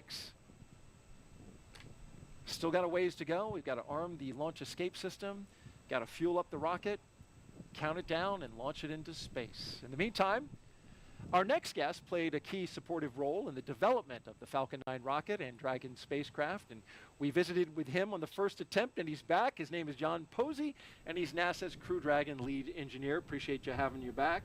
Thanks for having me back. John, you were on the console yesterday as we counted down, or I'm sorry, not yesterday, Sunday, I should say, That's right. overnight during the first attempt. And we were just talking about, you know, how NASA and SpaceX works through something like that. Just to recap, there was a clogged filter for the engine ignition fluid. That they saw the data, but weren't exactly sure at the moment what the cause was, found out later what it was, cleared it out, fixed it, and here we go again.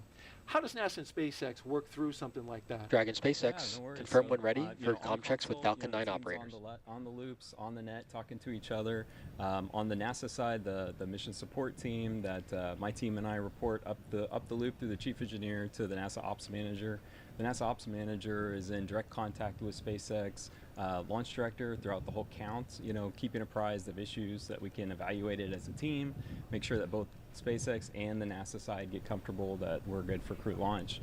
And so, like as you said, with the igniter fluid, the TTAB, the pyrophoric fluid that they load into the rocket to ignite the Merlin engines on Falcon 9's first stage, they provided the supply of the fluid, and they were expecting to see a good bleed in and start to see a response in the catch tank.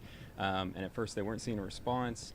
Did some troubleshooting and started to see a little bit of response, but it was abnormal. So, you know, based on the response of the catch tank and how that fluid fill was not really in family, you know, the team talked through different scenarios. You know, what could happen if we don't have a full bleed in?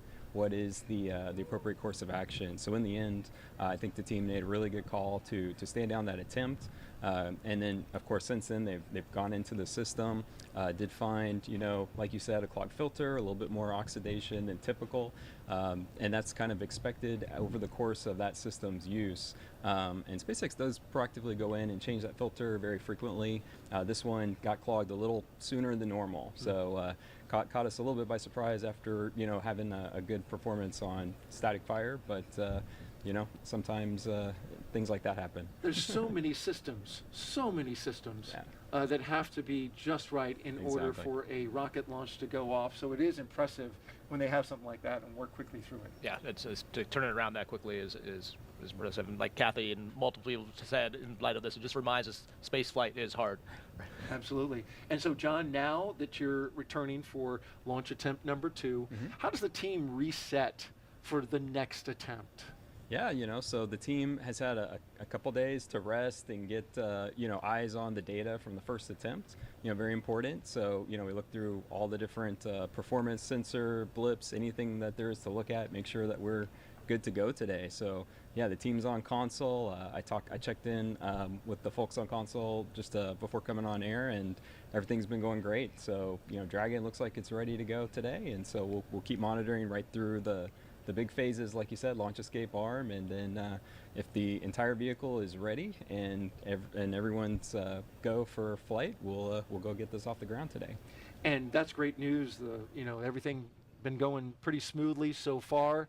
Our weather and the Ascent corridor is the one thing we're kind of keeping an eye on closely. Keeping an eye on a lot of things, but that one is the one that's kind of right on the line there.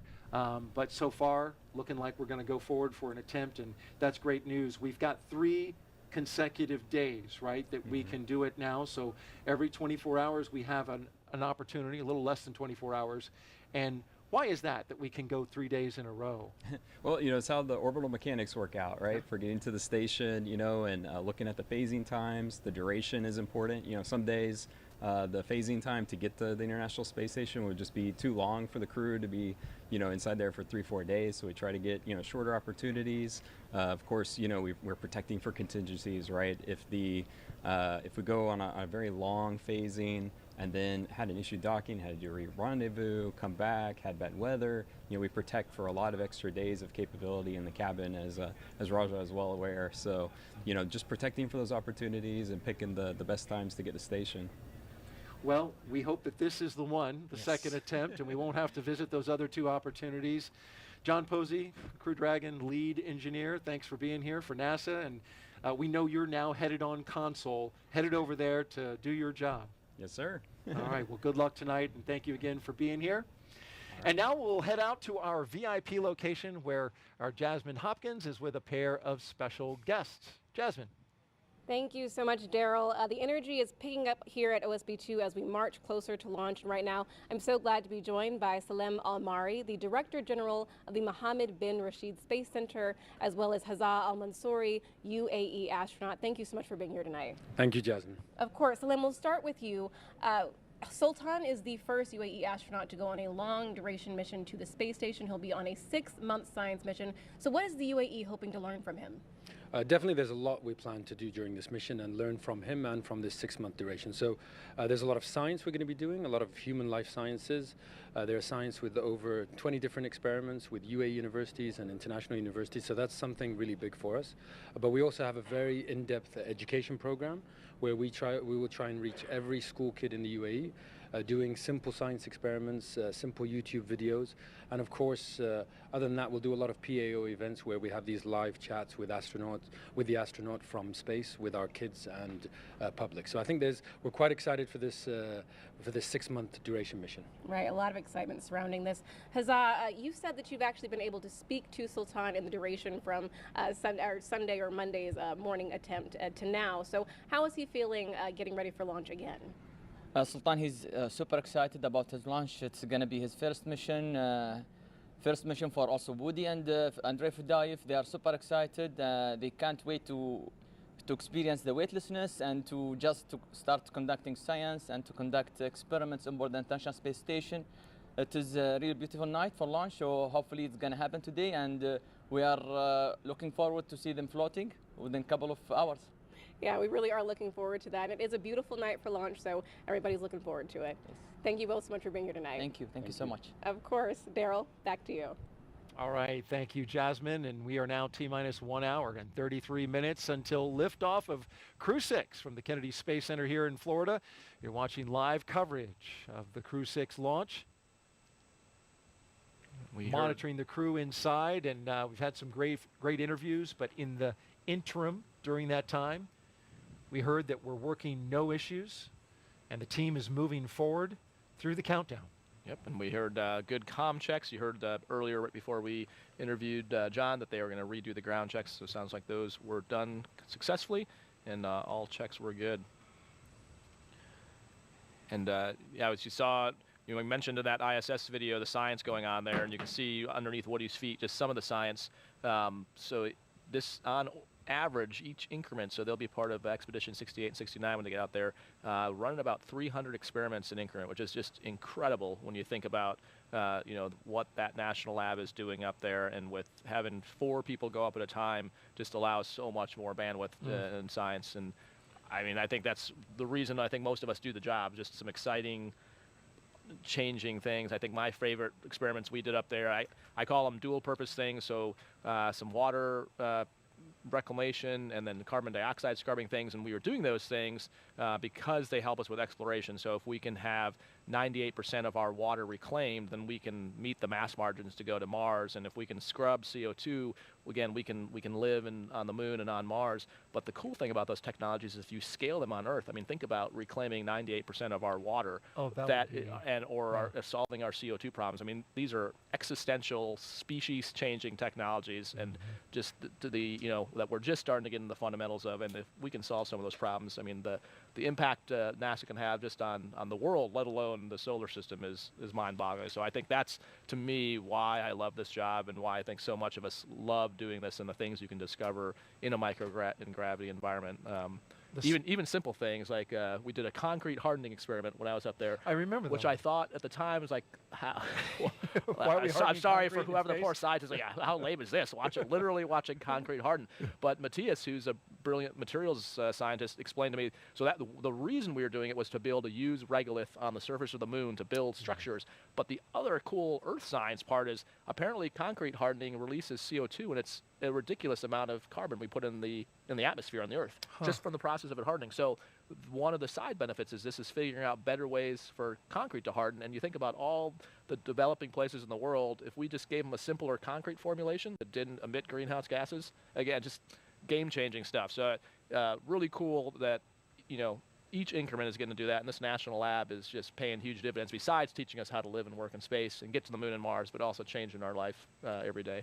There have been spin-offs from space ever since the space program came into existence, and it's amazing to hear just how many continue to come and benefit not just us but humanity. Yeah, and it's that's actually more data than we know what to do with. One of the common problems, or not problems, but people are like, what's the most important experiment you did? Like, it's hard to say. I mean, every day we're doing someone's life's work, some universities, years of research, and we get to be the ones that actually finish the execution of it. So it's just an amazing experience up there.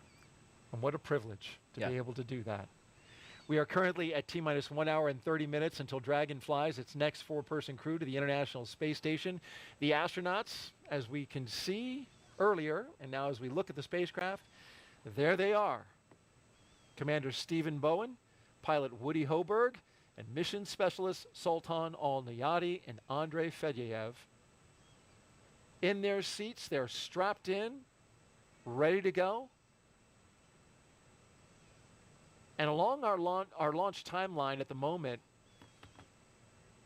we're getting ready to have those launch escape system and communication checks conducted by the Falcon launch team. And we'll be listening in for that call out. Yeah, so the closeout crew is presumably still working items there, and we expect around at T-minus an hour is when they would probably start departing. And then that gives them time to clear out the what we call the hazard zone before they start working the launch escape systems. Each Crew-6 astronaut is allowed to bring a few personal items with them inside the Dragon capsule there, and they do that so they can have something for their roughly 6 months in space, you know, something from Earth to remind them of family, friends, loved ones, something they love about planet Earth. And here's a few of the items that Crew-6 is taking up. Sultan Al Neyadi said he's bringing a kimono. He's going to be throwing some moves up there, some jiu-jitsu. He's also bringing a small toy rocket from the popular European comic Tintin. Andrey Fediaev is taking a few photos and some pins he plans on sharing with his family when he gets back home. For NASA astronaut Woody Hoburg, he's bringing one simple item, a photograph with deep personal meaning to him.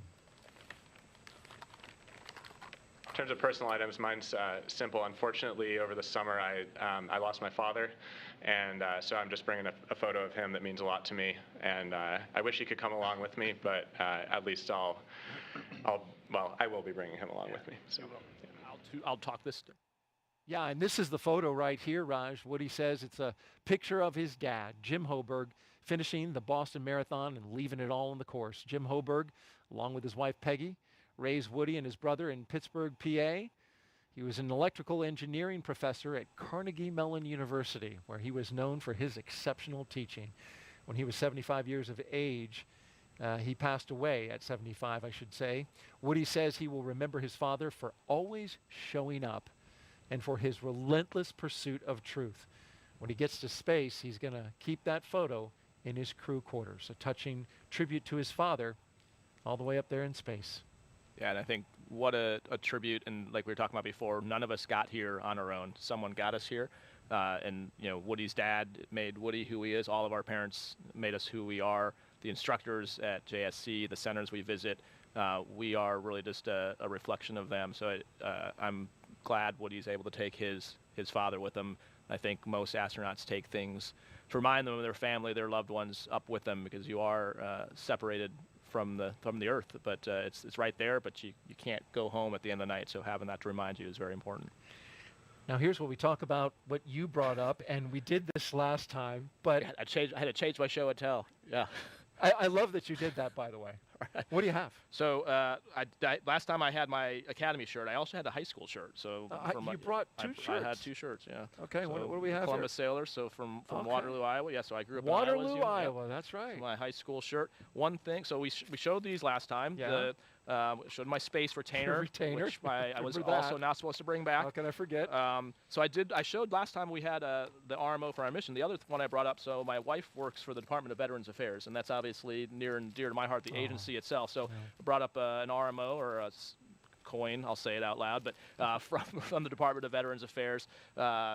The other thing we bring up that they ask some of the astronauts is a Mach 25 patch and 100-day patches. And then you fly those, and also things called Silver Snoopies, which are pins that we give out to a very small percentage of the NASA workforce. So it's really special to get one that's flown in space, and specifically from one that was flown by an astronaut for you. This is similar, not a Silver Snoopy, but a pendant with our patch on it, and we flew these for some of the key people. So for some of the folks that helped with our mission planning and training, so you can see the 3 on there. Yeah. And so ones that are ones that are flown in space are obviously highly sought after. Cards for my kids, I had lots. Oh, of I didn't see this Yeah, one. these are different ones. I had lots. My wife is definitely my better half, and so I had all kinds of cards and notes for my kids, including look at this, what this one says right here. Can't wait. Yep, And a little landing one in the water. This one's the planets, complete with the rings of Saturn. yeah. Yeah. Well, you know she loves her daddy because right here, this is the capsule. It says Crew 3 on it, and here are the kids at the bottom, and they have a little. They're saying, "It's Dad coming home." Oh my gosh. And then an interesting one we didn't talk about. We talked about what Nick Hague Ninja 12 is helping, but so a lot of us fly up with glasses. I don't wear glasses, but people have heard the term SANS. So your vision shifts in space. And so what happens It shifts. So what happens is the fluid in your body pushes up. And what can happen, this is the leading theory, so we're actually still trying to figure out exactly what happens, but the leading theory is that fluid pushes against the back of your cornea and it changes the shape of your eye. And so they fly us up, so these are glasses I had with me in the Dragon, in the event that my vision shifted enough that I would have a hard time reading the displays. Put those on real quick and show us what that look is. I think like. you're just trying to humiliate me now. Yes. Now I can't see the screen though, the teleprompter, so I'm going to take them back off. But quite, I can see up close really well. That's what it's meant for is up close vision. Yeah. And the strap, of course, to hold it on your face. Exactly. Because, this is the space strap. The space exactly. Well, space modified glasses. But did you have to use them? So actually, I used. My near vision did get worse, but not bad enough I couldn't see Dragon displays, but it would fatigue my eyes using the laptops on station. So for about the first month I'd wear them, and then my eyes adjusted and I stopped wearing them. But for about a month I would, just to avoid eye fatigue. And then once I got back, they generally go back to normal. And well, that's good. And we continue to work on finding out we do, yes. what exactly the cause is. Especially because we know they generally go back to normal, but that's why we need more long-term data, because we don't know on a 2-year mission to Mars, like would it go back to normal? Are we confident? But what would happen there? Well, exactly. That's good stuff. Thank you for sharing no the problem. new. Hopefully we won't have to get to a third Hopefully one. not. We have to dig up some more stuff, but we appreciate your wife giving us a fresh supply of stuff you took to space. Thank you very much. Well, when they aren't launching into space or working hard to prepare to go into space, the NASA Astronaut Corps, well, they try to find time to watch their friends go into space. And you would know that. Yeah, so I'm here, but we saw Nick as Ninja 12. We saw Ike Glover helping with the family sport. We saw Joe Akaba, the chief. Sharon.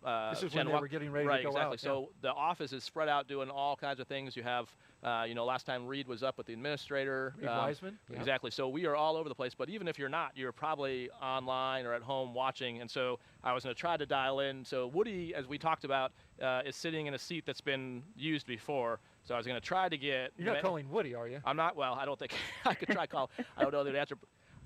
She's on the line. Awesome. Let's try. All right. Yeah. Okay. So we got Megan MacArthur on the line, who flew on Crew 2 that I got to train with. And so, Megan, can you hear me? Okay. Hey, Roz, I got you loud and clear. Hey, awesome to talk to you. Thanks for calling. So Megan's at home in Houston watching the launch, and you might have better ideas about what they're doing. I think you guys came up with a game to kill some time while you're waiting for the closeout crew to leave. Yeah, well, it's been enough time that, when you first get in, of course, you're all business and you go through your checklist and you review the nominal timeline and you of course, review the contingency actions that you might have to take. But now you're into just the wait. I was lucky enough to fly with a really fun and fun-loving crew, and so we set about entertaining each other. And, we had Thomas as kind of our Julie, the cruise director, and he had us playing a variety of different games that I'm not sure if he made them up or these are French games or what, but he kept us well entertained. It looked like the French version of rock, paper, scissors. I'm not sure if that's what it was, but so it's called the game of thumbs, and I won't strain anybody by trying to say that en français, but the game of thumbs, and so it's a little bit like rock, paper, scissors. Well, Megan, you're watching us, get ready to launch Crew-6, and of course, you were on Crew 2, and what a mission that was, and what's it like to be where you are, kind of relaxing, getting ready to watch the astronauts go up? It's so exciting. It's so much fun to see your friends go into space. Of course, Steve is a classmate of mine, and Woody was my family escort. Actually, he was with my family when I was getting to launch in that very same seat. And so my son in particular is very excited to get to watch Woody launch. So he's made me promise. I had to peel him away from the screen to get him to go to bed with the promise that I would wake him up in time to watch the launch. So we're excited for all 4 of the crew members of Crew-6, and we can't wait to see them get started on this next phase of their adventure. Very cool. That's awesome. And you know what? We are counting down just 1 hour and 20 minutes to go until liftoff. And, you know, I got to ask you, Megan, how's Raj doing so far? Because you were one of our co-hosts sitting in this seat. So you want to grade him live on the air? You could text me. Oh man, Daryl, how could it be anything else? He's just doing amazing. We are, like I said, I had to peel my kid away from the screen, and of course Raja, he recognized you as the guy that cut his hair. Oh, that's right. Yeah. Before Daddy came home. His quarantine cut. Yeah. I still don't pay for That's haircuts. Right. I cut my own hair. Haircut, yeah. Theo was a test case. Yeah. Megan was nice enough to let me test out my hair cutting skills on our son. Really? Wait. You didn't tell me that. No, don't worry. I tried. I did it on other kids. Theo wasn't the first. Yeah, you cut your hair in space. Remember, did you some kind of Flowbee thing that you used? Yeah, it's basically a Flowbee. Yeah, it's a very loud Flowbee. Yeah. And Megan, were you doing your hair in space? No. Oh no. We just let that grow up. Yeah, just let it grow out. And I remember seeing a shot of you, just your hair just flowing freely, and it's a great shot of you floating around, doing your business. Yeah, I often feel like my hair deserves its own credit, you know, in the credit line, like Megan and Megan's hair, because it's a whole entity on its own. Got a lot of traction there. Well, Megan, I just want to let you know that I brought lots of snacks, courtesy of my wife, Rachel. She packed me up a big bag here. I know you took a shot at me when your husband co-hosted, so I want you to know I'm in good hands. Awesome. Can't have you getting grumpy. No, ma'am. Thank you very much. Well, Megan, we really appreciate you joining us this evening, watching the launch from home. Thank you so much for being on the broadcast with us. Thanks, Megan. I'll see you back in Houston. You guys are doing awesome. Take care. All right, Megan MacArthur, Crew-2 pilot, and did a fantastic job for us as a co-host, completed an amazing mission. She did a ton of work working with kids, especially afterwards. She's really leading an effort in education. Great having her on the broadcast. Hey, take a look at this. This is Crew-6's patch. And we want to talk about how this came into existence. You know, it's very unique. Each patch for each mission, every flight has one, and it's designed by the crew. So you can see the one for Crew-6, and what you'll notice right away is the wooden dragon ship with the dragon figurehead there. And that's because each Crew-6 member has an affinity for seafaring vessels. And then check out the anchor. It's the International Space Station. You see it there. And then lastly, the sail represents the 3 planetary bodies of Earth, Moon, and Mars, the ultimate destination of NASA's Artemis program. I like that call forward to where we're going, even though this is a mission to low Earth orbit. Yeah, I think that's a common theme in a lot of the patches. You'll see like a reference to Moon, Mars, Orion, something like that. We definitely see this as a stepping stone to go beyond low Earth orbit. I mean, that's one of the cool things about Commercial Crew is we are putting private industry to low Earth orbit so that NASA can focus resources and people on exploration and going beyond low Earth orbit. That's right. We're just 1 hour and 17 minutes until liftoff of Crew-6. Hearing good things about the countdown as we go along the way. The crew has ingressed, helped by our closeout team, of course. The umbilicals are attached. They provide the breathing air and comms to Dragon and the astronauts. Suit leak checks completed, comms checks completed with the core and the launch director.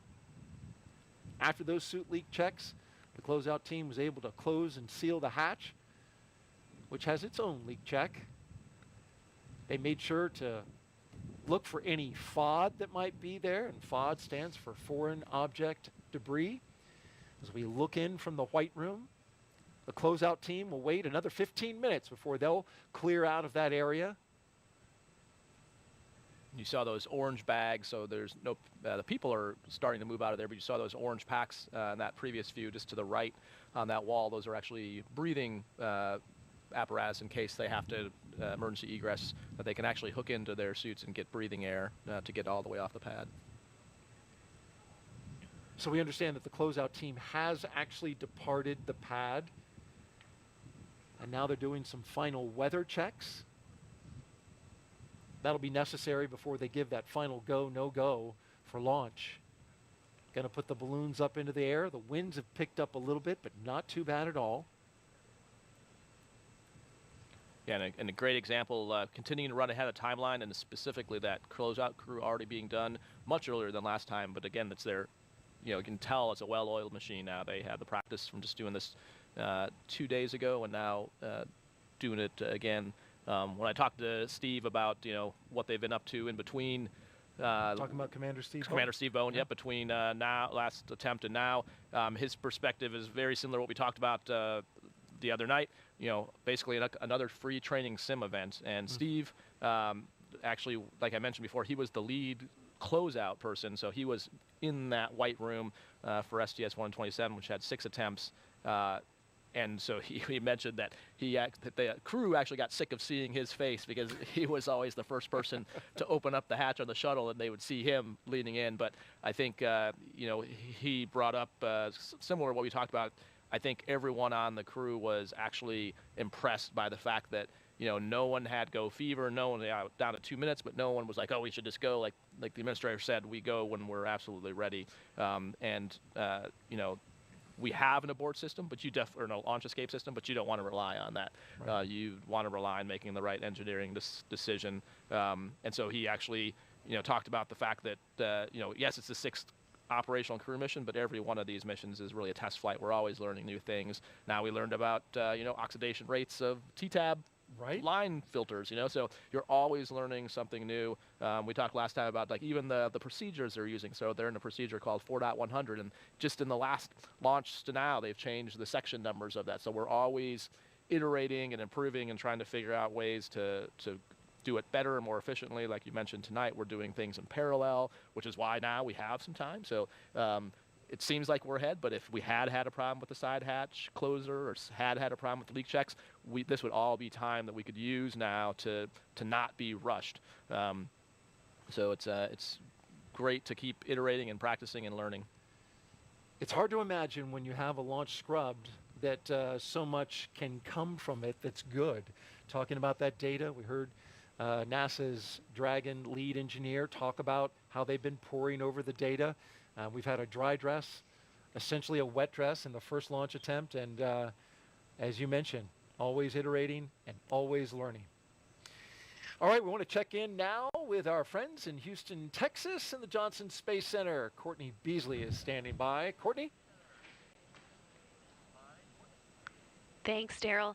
The team here in Mission Control Houston has polled that they are go for launch. The International Space Station is ready for Crew-6 astronauts to lift off. When Flight Director Jed Freeling polled his team, he was asking the flight controllers who work on all of the key systems on board the station if their focus areas were online and working properly. This includes life support systems, proper communications links, computers that allow us to command the station's onboard subsystems, and our ability to control and maneuver the space station are all fully functional. The crew in orbit is currently in a sleep period, and they are scheduled to wake up at midnight Central Time.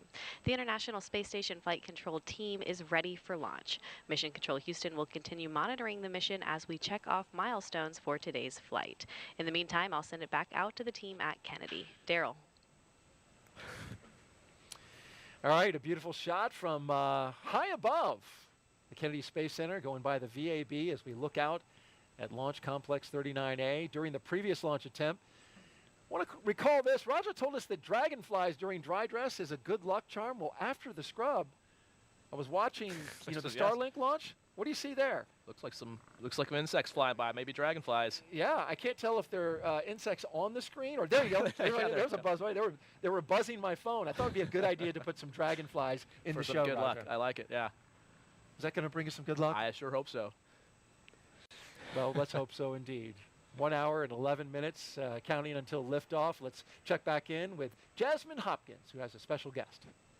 Thank you so much, Daryl. Joining us now is Kennedy Space Center Director Janet Petro. Thanks so much for being here, Janet. Thank you, Jasmine, for having me. We're always happy to have you. And you know, right now we're preparing for Take 2, second launch attempt of Crew-6, but this is something that the Kennedy workforce is built for, really. I mean, we're very agile. Can you speak to that?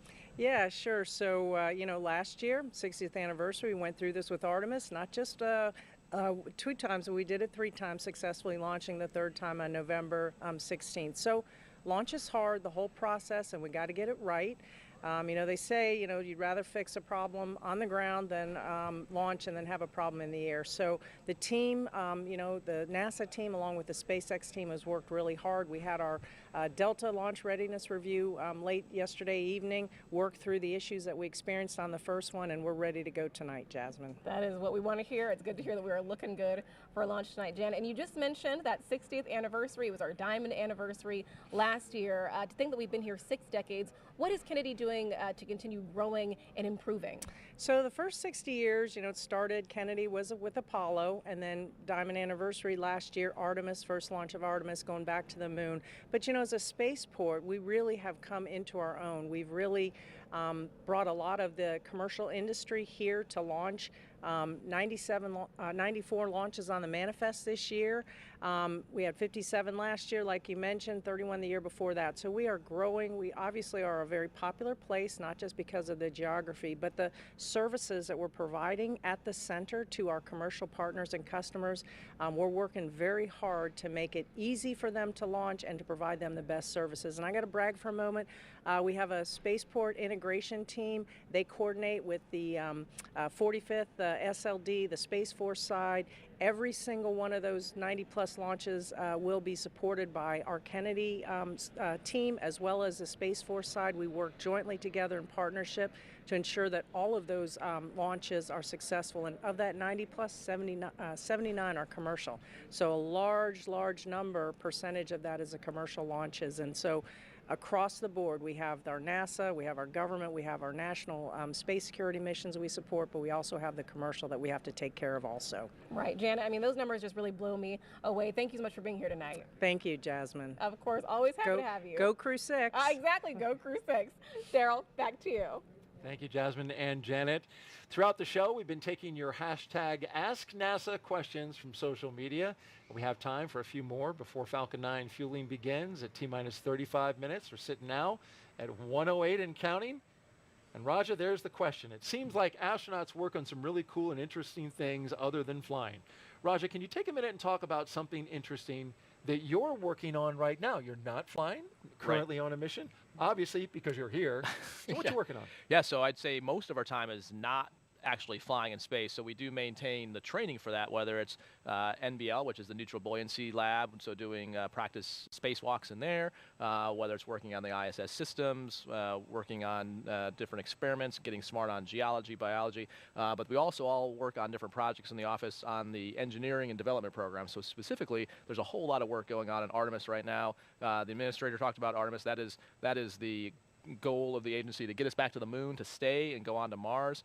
So there's the SLS, which is the rocket. There's the Orion, which is the capsule. There's the Gateway, which is the Lunar Space Station. And then there's the HLS, the Human Landing System, which is the lander. So that's my particular job right now, is helping with lunar lander development and testing. And so I love my job. I love to fly in space, but I also love my day job. And so that's, you know, we're doing all different kinds of things. There's folks working on the lunar exploration suits, so those are the space suits for the surface. So we're not going to use, we talked about there's IV suits, which are for in the vehicle. There's EVA suits, which is what we use on the space station, and we are working on lunar suits because that's different than either of the ones we have. And so if we get to the moon, we are going there to do science, and so we need to get out there and go do the science. So that's another big project that people are working on. And yeah, so it's we are spread all over the place. Training and working with all these development teams. Yeah, and it seems like there's a similarity there to when, you know, Bob and Doug were working in the Commercial Crew program early on, developing these vehicles. You're very early on in the HLS system, so, you know, it's got to be kind of exciting to be working on the next thing that's going to land on the moon. Yeah, I think all of us enjoy. That's why it's fun to do these things. You know, and our job is in the office is to fly in space, but also to bring the crew's perspective, the operational perspective, to all these programs and to these efforts to make sure that we're the human is the important part of human spaceflight, and so keeping that in mind and keeping that at the forefront is always really important, and that's why it's important to have us tied into all those programs. And for those of us, for those of you who are watching, and for those of us who are enjoying watching, if you want in on the social fun, follow us on Twitter at NASA Social, or check us out on the web at nasa.gov/social/social. Hey, this is a really quick question, a really easy one. At Slow asks, Raja, what inspires you? What inspires me? I think the idea of exploring is what inspires me, the idea of new discoveries, and I think I kind of alluded to why I'm so excited about science before, solving problems here on Earth. So I would love to see humanity go and explore, like live on the moon, go to the next planet, but I also am inspired by the fact that we are finding solutions for problems here on Earth right now. So that's what inspires me to work here. And it must be rewarding as well.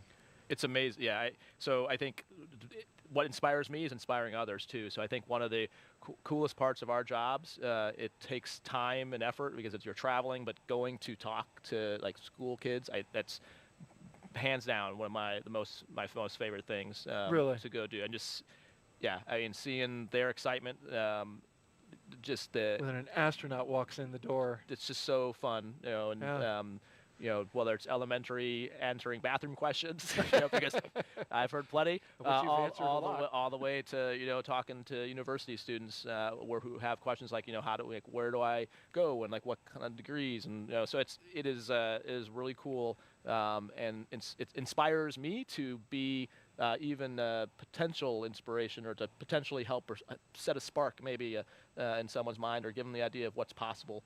Deep curiosity as well. We are 1 hour and 4 minutes and counting until liftoff. This day is the continuation of regular flights to the space station from U.S. soil. Crew-6 and the mission will be the company's 6th crewed spaceflight. This is for, of course, SpaceX and NASA, following the crewed test flight Demo 2 and 4 previous operational crewed missions to the space station.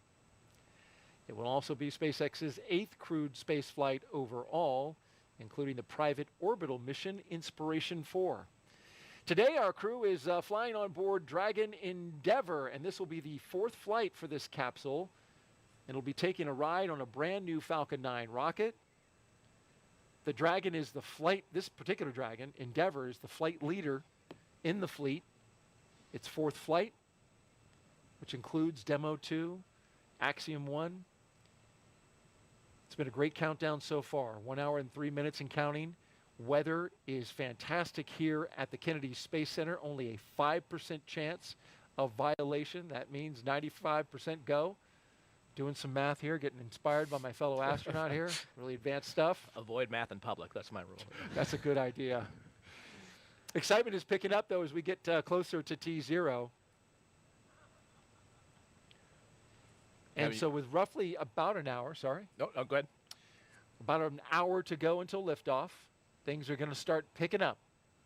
We get close to the go, no-go pole to arm the launch escape system and begin the propellant loading. The crew poll for readiness, that will happen right at T-minus 60 minutes. And then the Dragon poll for prop load is at T-minus 55 minutes. From there, at T-minus 45 minutes, there will be an internal mission control Hawthorne poll, and then the launch director's poll for propellant loading will follow. When we get to about T-minus 40 minutes, the crew access arm will retract, and the crew will get the call to close their visors and to arm the launch escape system. I'm going to walk you all the way through it. This is the automated safety system that's in place that can fire the 8 Super Draco thrusters on Dragon to quickly separate the crew from the rocket, either on the pad or during a flight on the ride uphill. And then, once we reach about T-minus 35 minutes, propellant loading for the Falcon 9 will begin.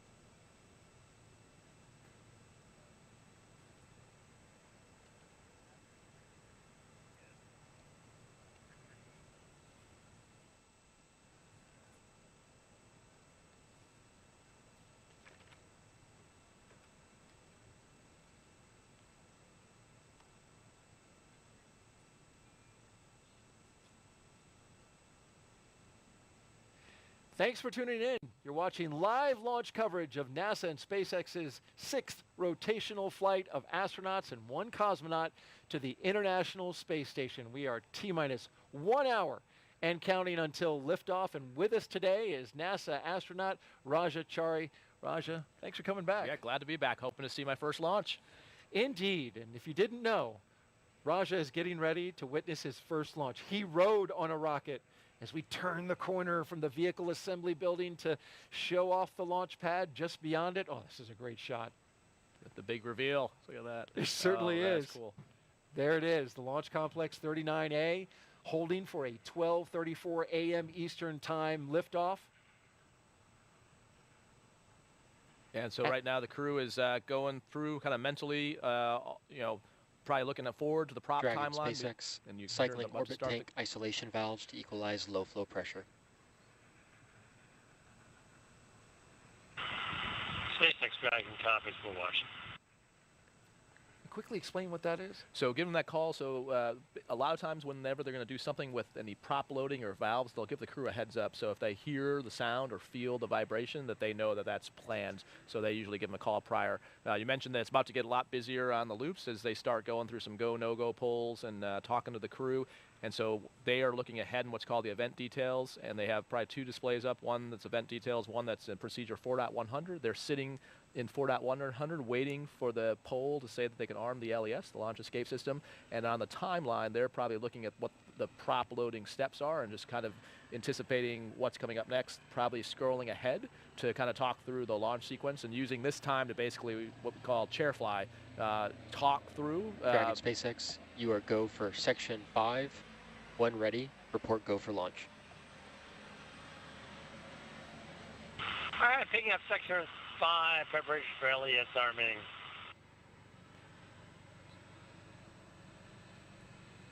All right. Great insight into what's happening in Crew Dragon right now, but we want to recap the last 3 hours. Our crew of Stephen Bowen, Warren Hoburg, Sultan Al Neyadi, and Andrey Fediaev have been getting ready to launch into space after waking up and having a meal. SpaceX helped the astronauts into their suits, and then you see them here, walking out the historic crew quarters, walking the same path that every NASA astronaut has done since Apollo 7, waving to family and loved ones as well as to the cameras there to document their journey. Then you see them here, inside their Teslas, joined in a caravan as they went down the road, led by Center Security, till they arrived here at Launch Complex 39A. They did the rocket recline, went up the tower, and walked down the crew access arm here. Warren Hoburg and Stephen Bowen crawling into Crew Dragon. And then once inside, they got strapped in, got their suits checked, comm checks, and now we watch as the Dragon spacecraft sits on top of the Falcon 9 rocket, getting ready for fueling and arming of the launch escape system. At this time, we are expanding our coverage and would like to welcome SpaceX and NASA commentators who are joining us live from Hawthorne, California. Welcome to you both. Hey, thank you so much, Daryl. And hello to everybody watching around the world. I'm Gary Jordan with NASA's Communications. And I'm Jesse Anderson, a production and engineering manager here at SpaceX. Gary and I are joining you today from our headquarters in Hawthorne, California. While Crew-6 marks SpaceX's 6th operational mission for NASA, it's actually our 8th human spaceflight mission to the International Space Station and overall 34th Dragon mission to the orbiting laboratory. And the Dragon supporting tonight's mission will be making its 4th visit to the station, having previously supported Demo 2, Crew 2, and Axiom Mission 1. And speaking of Demo 2, the spacecraft was named Dragon Endeavour by Bob and Doug during its inaugural flight in May of 2020. And yet another fun fact, tonight's launch marks our 4-year anniversary of the Demo 1 mission, which launched on the same day, just a couple of hours later than we're launching today, which served as an end-to-end test flight of Dragon's capabilities. Since Crew 1 in November of 2020, SpaceX has been regularly flying commercial crew missions for NASA to and from the International Space Station at an average cadence of about 1 flight every 6 months. It took a lot of love and dedication to get here today, and we are still learning and innovating from every launch. From the beginning, Dragon was designed to eventually fly people to help further our ultimate goal of making life multiplanetary. The Dragon hanging from the ceiling behind us was initially flown to certify SpaceX for cargo missions to the space station over 10 years ago. It flew back in 2010, but it included a window because the vehicle had been designed from the beginning to fly crew. We always knew that this was the direction that we wanted to go in. As we continue the countdown to liftoff, we'd like to welcome you to SpaceX Mission Control in Hawthorne. This is where our teams are staffed around the clock to monitor Dragon and the mission overall. On console or headset in Mission Control are 6 key positions. The mission director is in charge of the room and tasked with making real-time decisions to ensure mission success. The person that you may hear talking to the astronauts is the Crew Operations and Resources Engineer, who you'll hear us refer to as the Core throughout the broadcast. And the 4 additional team members are focused on vehicle systems, including avionics, navigation and control, software, propulsion, life support, and communication with ground support teams. Apart from Mission Control, our Falcon 9 team is currently located in Firing Room 4 in the Launch Control Center at Kennedy Space Center in Florida. Now, with less than an hour until launch, they are settling in for final checkouts, propellant loading, and for launch. And then, of course, NASA has its own team members at NASA's Mission Control Center in Houston, Texas, who have been preparing the space station for Dragon's arrival. And they recently gave their go for launch, saying that the station is ready to receive the new crew. Upon liftoff, today's ride to the space station will take about 24.5 hours, with Dragon flying autonomously the entire way. And just like autopilot on a commercial aircraft, the crew always has the ability to take manual control of the spacecraft if needed. Now at under T-minus 55 minutes, we are looking good for an on-time liftoff, and our very own incredible Kate Tice has been monitoring the progress of the countdown. How's it going so far, Kate? Thanks, Jesse. I'm Kate Tice, SpaceX Quality Systems Engineering Manager, bringing you vehicle status updates this evening. It's been a pretty smooth countdown so far. The Crew-6 astronauts wrapped up Ingress at T-minus 2 hours and 34 minutes. Since then, the teams completed the required comm checks, suit leak checks, and side hatch closure, as well as side hatch leak check. The closeout team has departed the BDA, and the pad is clear.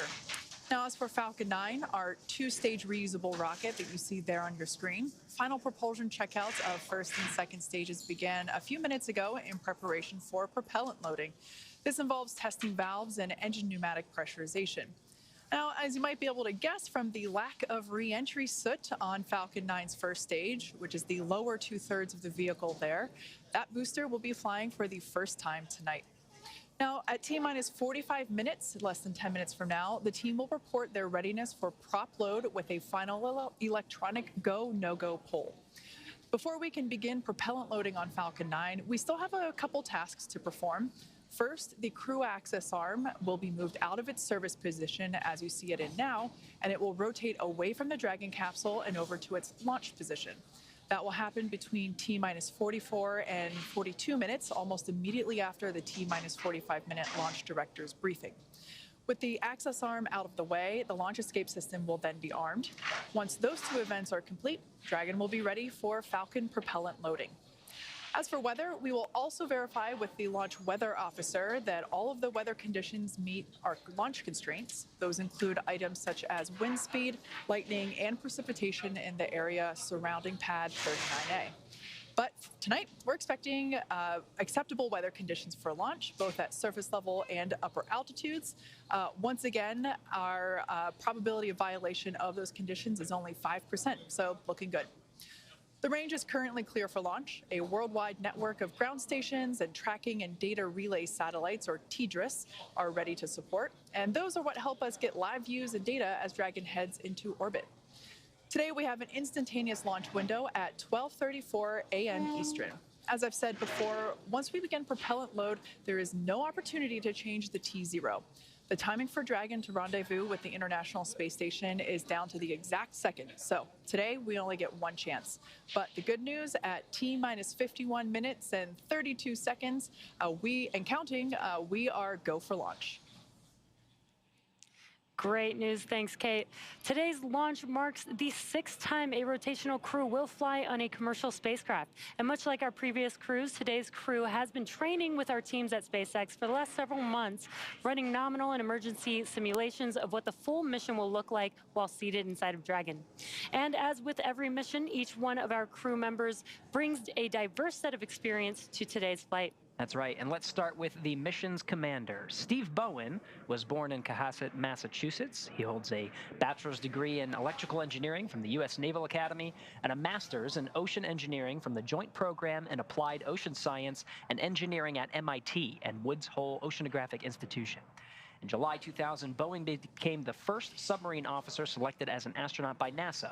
This will be Bowen's 4th trip into space as a veteran of 3 space shuttle missions, STS-126 in 2008, STS-132 in 2010, and STS-133 in 2011. Bowen has logged more than 40 days in space, including 47 hours, 18 minutes during 7 spacewalks. As mission commander, he'll be responsible for all phases of flight aboard Dragon, from launch to reentry. Warren Woody Hoburg is from Pittsburgh, Pennsylvania. He earned a bachelor's degree in aeronautics and astronautics from MIT and a doctorate in electrical engineering and computer science from the University of California, Berkeley.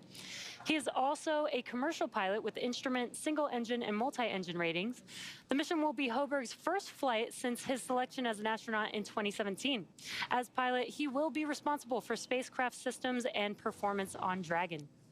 Sultan Al Neyadi will be making his first trip to space, representing the Mohammed bin Rashid Space Center of the United Arab Emirates. Aboard Dragon, he'll serve as a mission specialist, working to monitor the spacecraft during the dynamic launch and re-entry phases of flight. He spent time in the UAE military prior to becoming one of the first 2 individuals selected by his country when they started their space program just a few years ago in 2017. Al Neyadi will be the first UAE astronaut to fly on a commercial spacecraft. Andrey Fediaev will be making his first trip to space and will also serve as a mission specialist, monitoring the spacecraft during the dynamic launch and re-entry phases of flight. He was selected as a cosmonaut in 2012 and will be the 2nd cosmonaut to fly aboard a SpaceX Dragon. Each of these crew members will be a part of Expedition 68 upon their arrival to the International Space Station. Now let's head over to Kate Tice for another status update on the countdown. How's it going, Kate? Thanks, Jesse. We're coming up to T-minus 48 minutes and 40 seconds. The SpaceX launch teams are finishing final review of data from all the checkouts of Falcon 9 over the last hour. The launch director has confirmed with the launch weather officer that weather meets propellant loading constraints. So up next will be to poll the team for readiness, both to load propellant and to launch. That will be the final poll prior to liftoff. The 7 SpaceX responsible engineers, often called REs, indicate that they are go by electronically voting on the online countdown procedure. The launch director, or LD, also checks with the Dragon mission director, MD, and the NASA launch manager to make sure they are ready. Earlier, you saw the vehicle assembly building called the VAB. The Falcon and Dragon launch team, as well as key NASA launch members, are in the Launch Control Center adjacent to the VAB. You can actually see where they are right now on the right-hand side of your screen. They have a view straight towards pad 39A through those large windows of firing room 4. On your screen, you see there the Dragon capsule with the crew access arm still in the service position. The crew is on board Dragon waiting for the next instructions, which will be to stow the crew arm for launch and to arm the launch escape system. Once the launch director gives the final instructions to the launch team in that T-minus 45-minute briefing, immediately afterward, the crew the crew access arm sequence will be armed and initiated. We should get a good view of that access arm as it swings away from the capsule. That will take about 2 minutes to complete its rotation to move out of the way. The range continues to be go for launch. They continue to monitor the clearance area around the launch pad, as well as the air and sea space around that downward upstream, or the flight corridor downstream from the launch pad. As we mentioned before, we have to make sure that all areas are secure in the unlikely event of an abort. There at Kennedy Space Center, the conditions are predicted to be acceptable for launch. You can, if we had daylight, you'd be able to see that conditions are pretty calm. There's 13-mile-per-hour winds from the south-southwest, so pretty mild all in all. The downrange landing zones, as I mentioned before, are also within the conditions as needed, if needed for an escape. So everything also looking go downrange. Now, in about a minute, we will hear the briefing from the launch director. As I mentioned before, the readiness poll that is underway is the final go for propellant load and for launch. There on screen, you can see the 4 crew members of Crew-6 waiting patiently to go to space. Not much for them to do at this moment, but wait for that LD briefing, which will be coming up in about 35 seconds.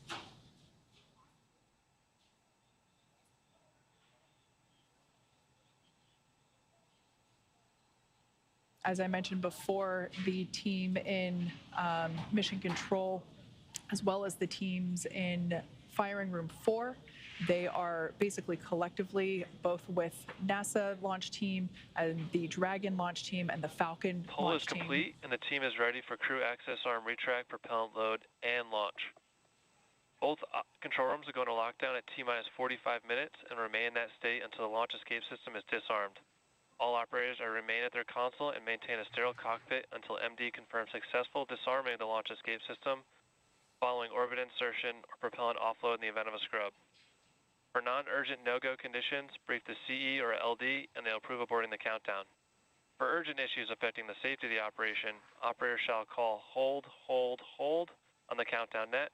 Launch control will abort the launch auto sequence immediately and proceed into the launch abort sequence. At T-minus 10 seconds, launch control will be hands-off, relying on automated abort criteria for the remainder of the count. Launch control, you may proceed with arming the crew for movement.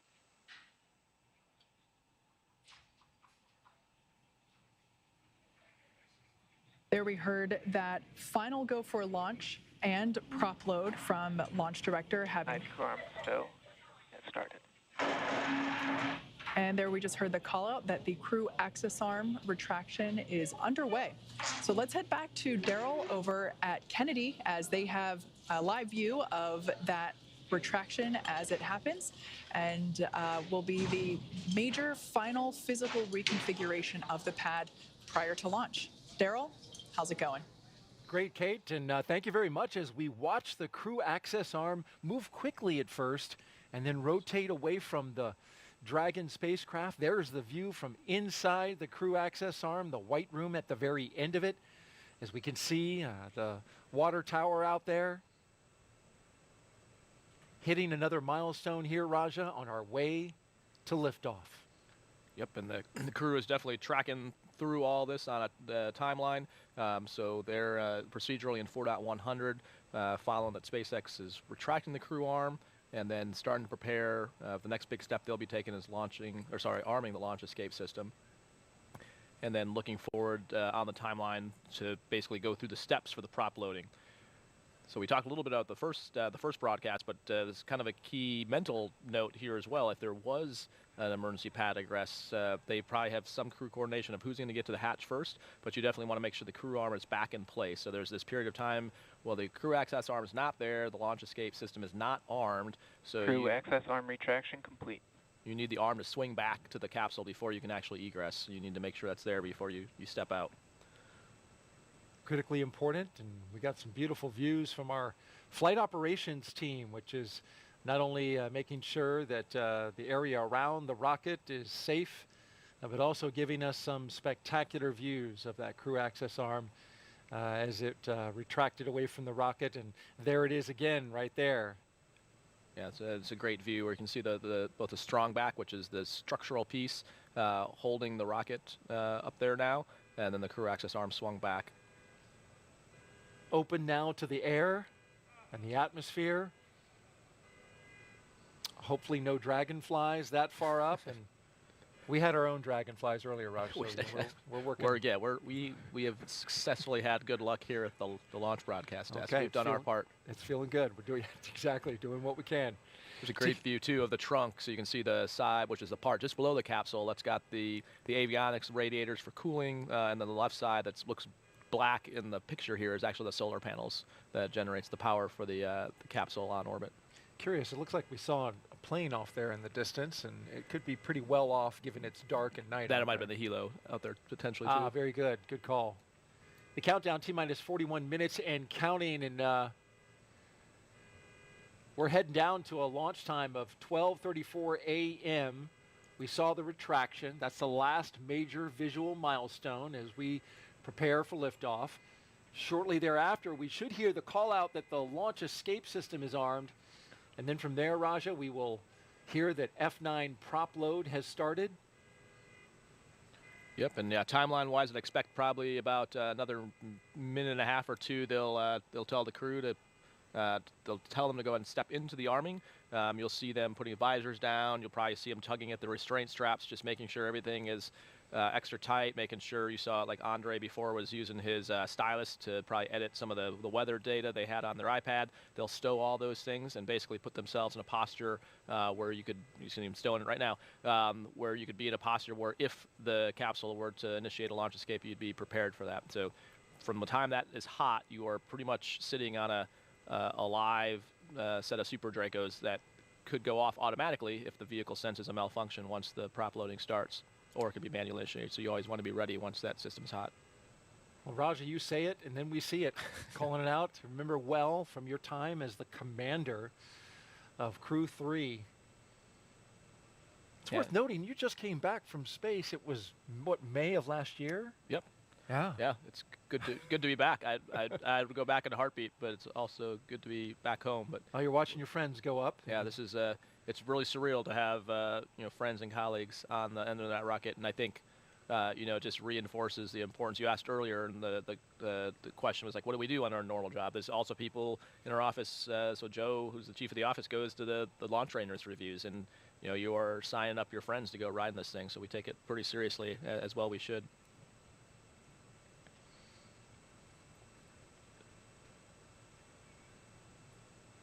You can strapped in? Yep, you can see just by Andrey's left leg, the red of that bag. We were talking about that earlier, but you couldn't see it. Dragon SpaceX, go for Section 6, close visors, armed launch escape system. All right, we're picking up Section 6 on closing the visors and arming the launch escape system. All right, so you see them reaching out to the displays. They're stepping to that section of the procedure. All verbalizing now with the visors down, that the Vox settings are correct so they can hear each other. SpaceX Dragon, visors are closed. We're arming the launch escape system. They have some telemetry on their display that shows them what the automatic thresholds are to make sure they're not violating one of those thresholds before they arm the system. We talked about that earlier tonight to make sure you don't inadvertently initiate a launch escape. And then we also talked about the flight computer stage, so that's what they're watching to actually know. So you actually hear the thunks because those valves that isolate the Super Dracos are in the capsule, so you can actually see like where that NASA worm is and where the U.S. flag is. Yeah, those are the engines. Those are the engines, so they're right by your head on the inside. So when you arm it, you can actually hear the sound of the valves opening up, and that's what allows prop to flow to the Super Dracos in the event of a launch escape. Can you hear the prop flow as well? Well, hopefully you never hear that sound. Oh, no, okay, so it doesn't bleed in the system? No, okay. No. It just opens the valve. Launch escape system is verified armed. There's the verification of arming of the launch escape system. Right on time with our milestones as we count down. And so for the crew, they're now closing out 4.100, which is their launch preparation procedure. And they're now stepping ahead to what's the prop loading timeline on their displays, which is going to give them times of when is the different tanks are pressurizing and loading. There's no telemetry in the Dragon that tells you what the F9 tanks have in them in terms of amount of fuel. You can see what's in the Dragon, but not the F9. And so you rely on this timeline and the calls from the team to know the status, and that gives you an indication based on the timeline you have if things are behind or ahead or on timeline. The team on the ground can certainly see. Yes, absolutely. Yeah, the ground team can see that all, but that's not all piped into the Dragon. Venting for propellant load.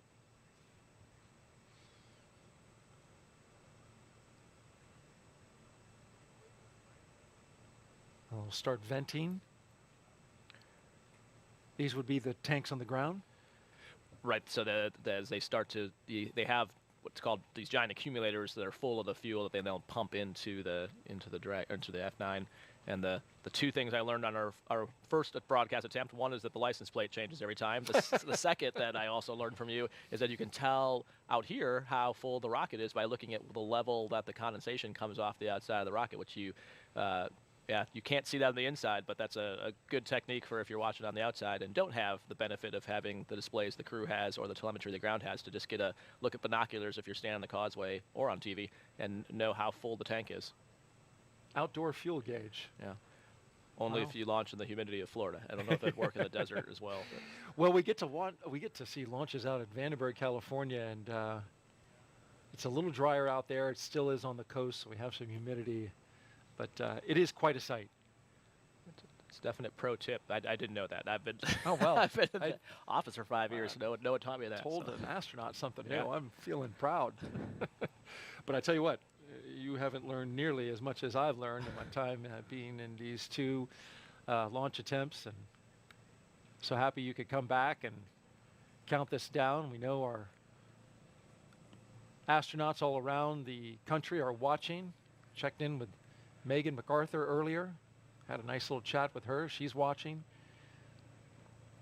Other astronauts from the Corps. The astronaut Corps is roughly, what, about 42 astronauts? Yep, about that, yep. And then a new class called, they're named the Flies, the 2021 class. The Flies, that's their name? halfway through their training, yep, and looking forward to, they're crushing it as you would expect. Started. There's the call from the Corps. Yeah, here we go.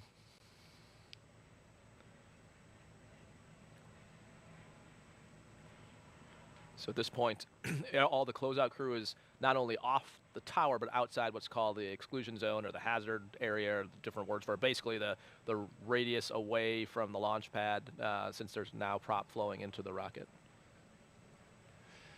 Well, T-minus 34 minutes and counting until liftoff. Today will begin the next 6-month rotation mission to the International Space Station.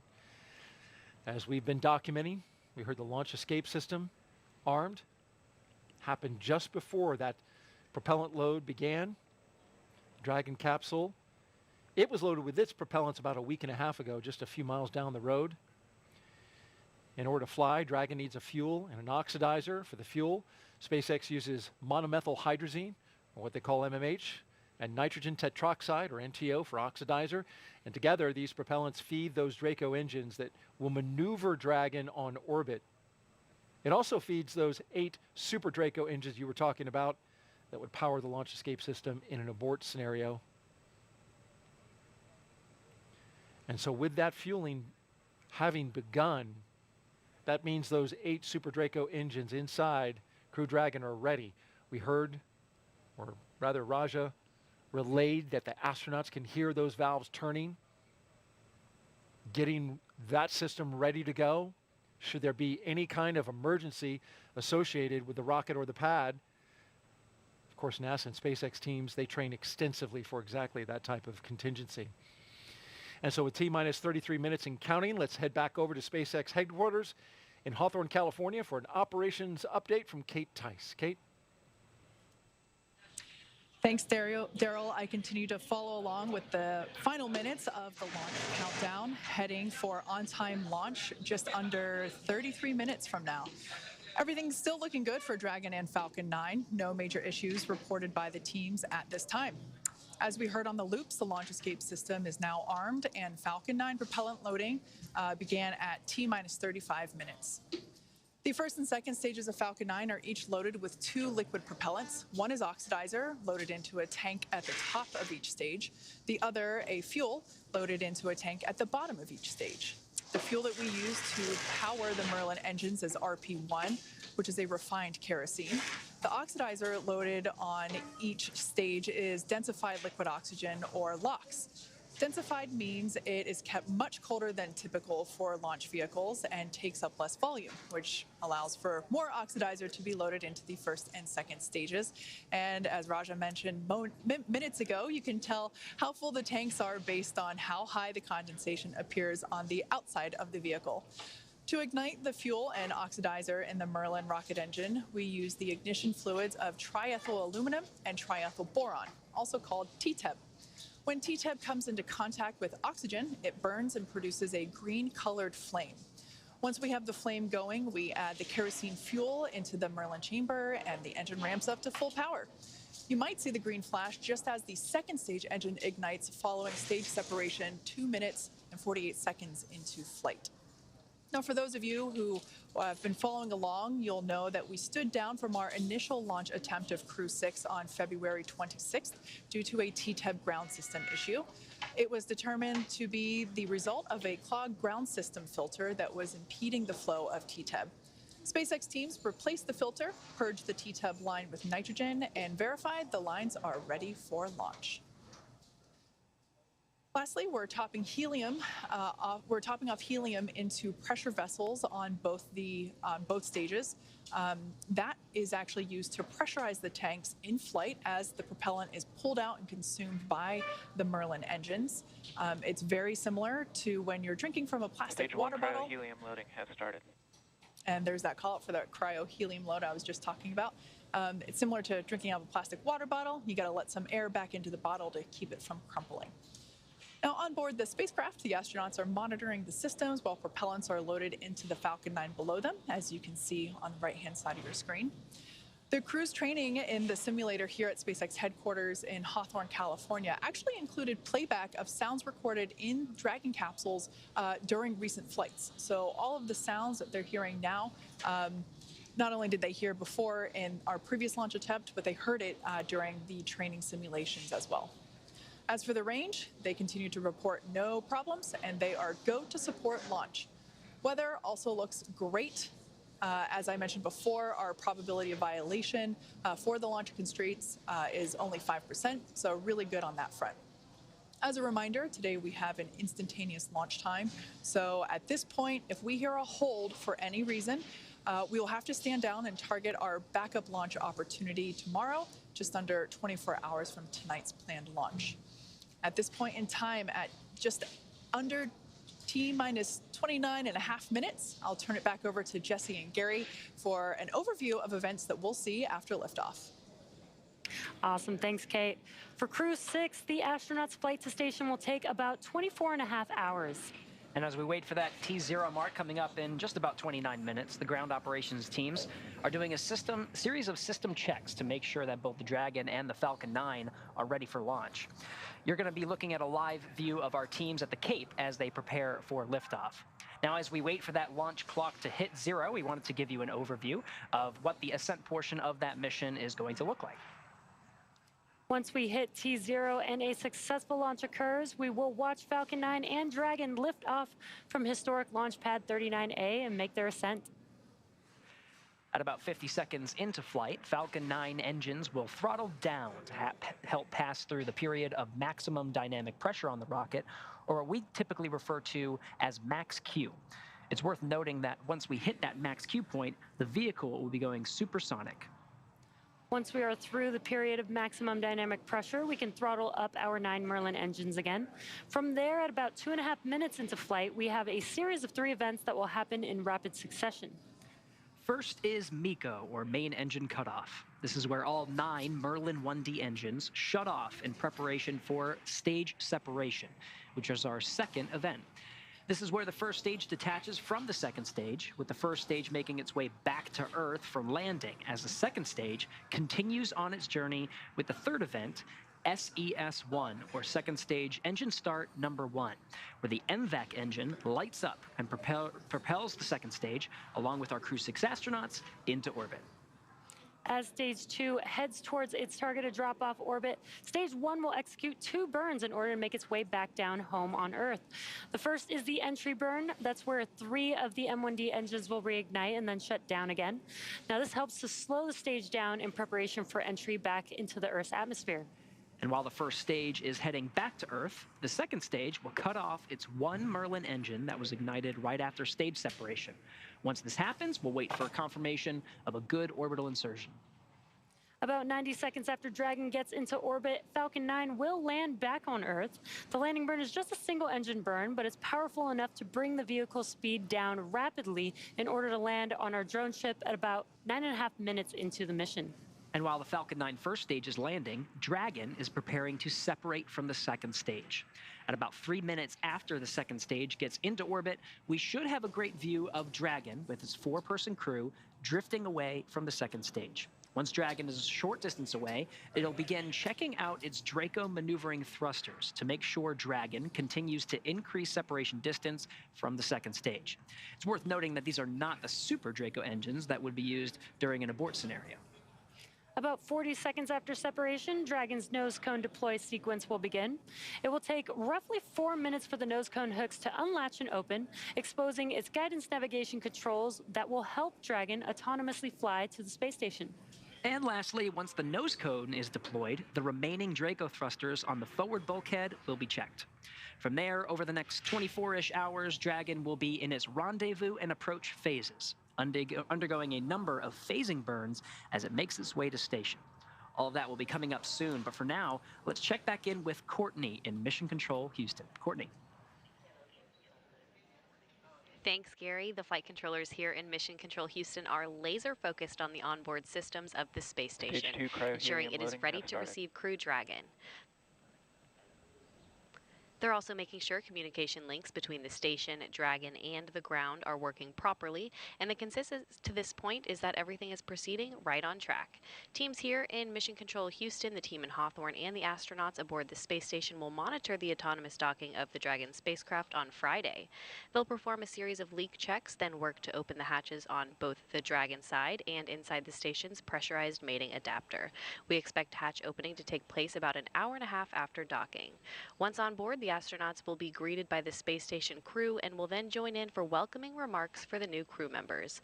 From there on out, they will no longer be referred to as Crew-6, but rather as flight engineers of the International Space Station until their return back to Earth. Here in Mission Control Houston, Flight Director Judd Freeling is on console overseeing the team for launch. And that's it from here in Mission Control Houston, so I'll toss it back to the team in Florida. Daryl, how's it looking? We're looking great out here, Courtney, and thank you very much as we cruise around the set here. Our production team doing a great job showing us all the sights and the sounds of the countdown of Crew-6. Liftoff is at 12:34 a.m. Eastern Time, and if you're just joining us, well, we're doing well. Having a great countdown, 24 minutes to go for the 6th astronaut rotation mission to the International Space Station under NASA's Commercial Crew Program. Commander Stephen Bowen, pilot Warren Hoburg, and mission specialist Sultan Al Neyadi and Andrey Fediaev are strapped into the seats, as you can see them here inside Dragon Endeavour.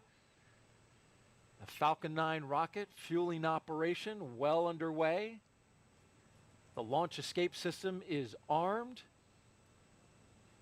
That means Dragon is prepared to launch itself away from the Falcon 9 in case of an emergency on the pad or after liftoff. So far, operations looking and sounding as we would expect. And you can see on the rocket, we're filling her up. The condensation of the warm, humid Florida air down there shows you that, well, my guess would be about a third. But I have no actual telemetry to tell me that. Just going by the condensation coming off the rocket. It really super chills the skin on the outside of the rocket, and then that condenses the air in the atmosphere, the water that's in the air. And it really is something to look at once it's ready to go, all the way up and down the rocket. And the reason they make it super cold is, if there's probably, let's see, 3rd or 4th graders out there, I know that's what my kids are learning about, is like when something's really cold, it gets dense, so you can get more of it in there. So that's why it's important. Every drop of gas matters when you're trying to get to orbit. You want as much margin. John was talking before about why we build the timelines we do, and so, we always hope everything goes nominally, but we train for all kinds of contingencies. And so we've been talking about launch escapes, but the next phase is rendezvousing with the space station, and so we protect for a problem with either the station or the capsule and having to back away and come back again in 24 hours. And so all that requires prop and gas, and the further and higher the F9 can get the Dragon, the more options we have. So that's why they chill the gas. You heard calls earlier about the cryo-helium, and like they talked about it out at Hawthorne. That means that we have enough gas to pressurize the tanks. And then next you'll start hearing probably in about another minute, they'll start talking about stage 2 fuel being loaded.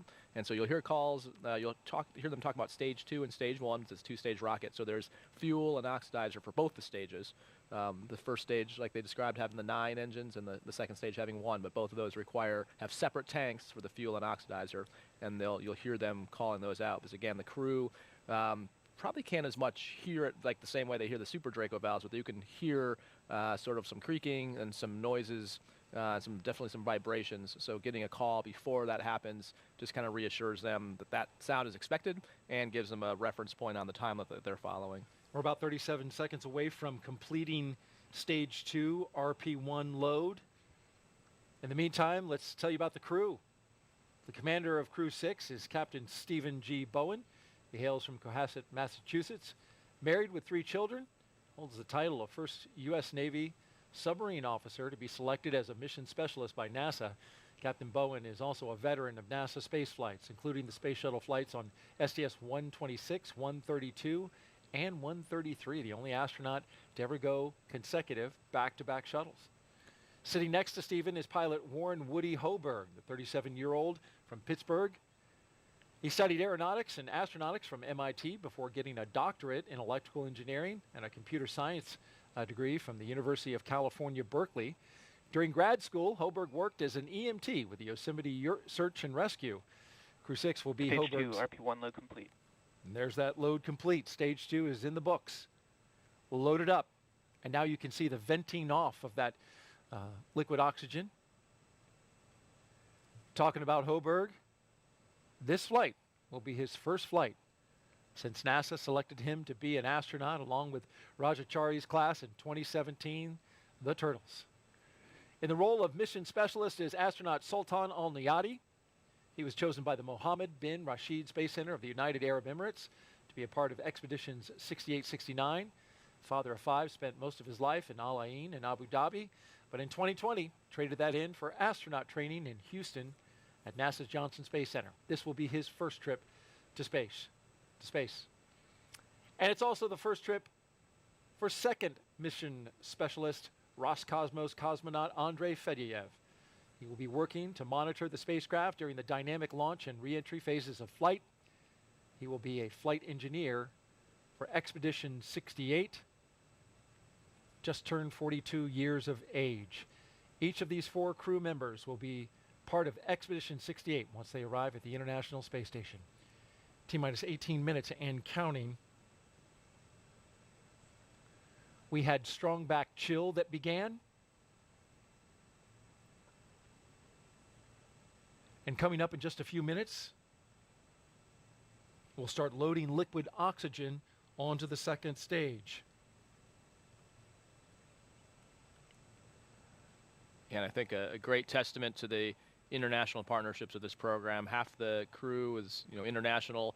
Sultan being the first UAE astronaut to launch on a U.S. vehicle from the U.S. to have trained at Johnson Space Center.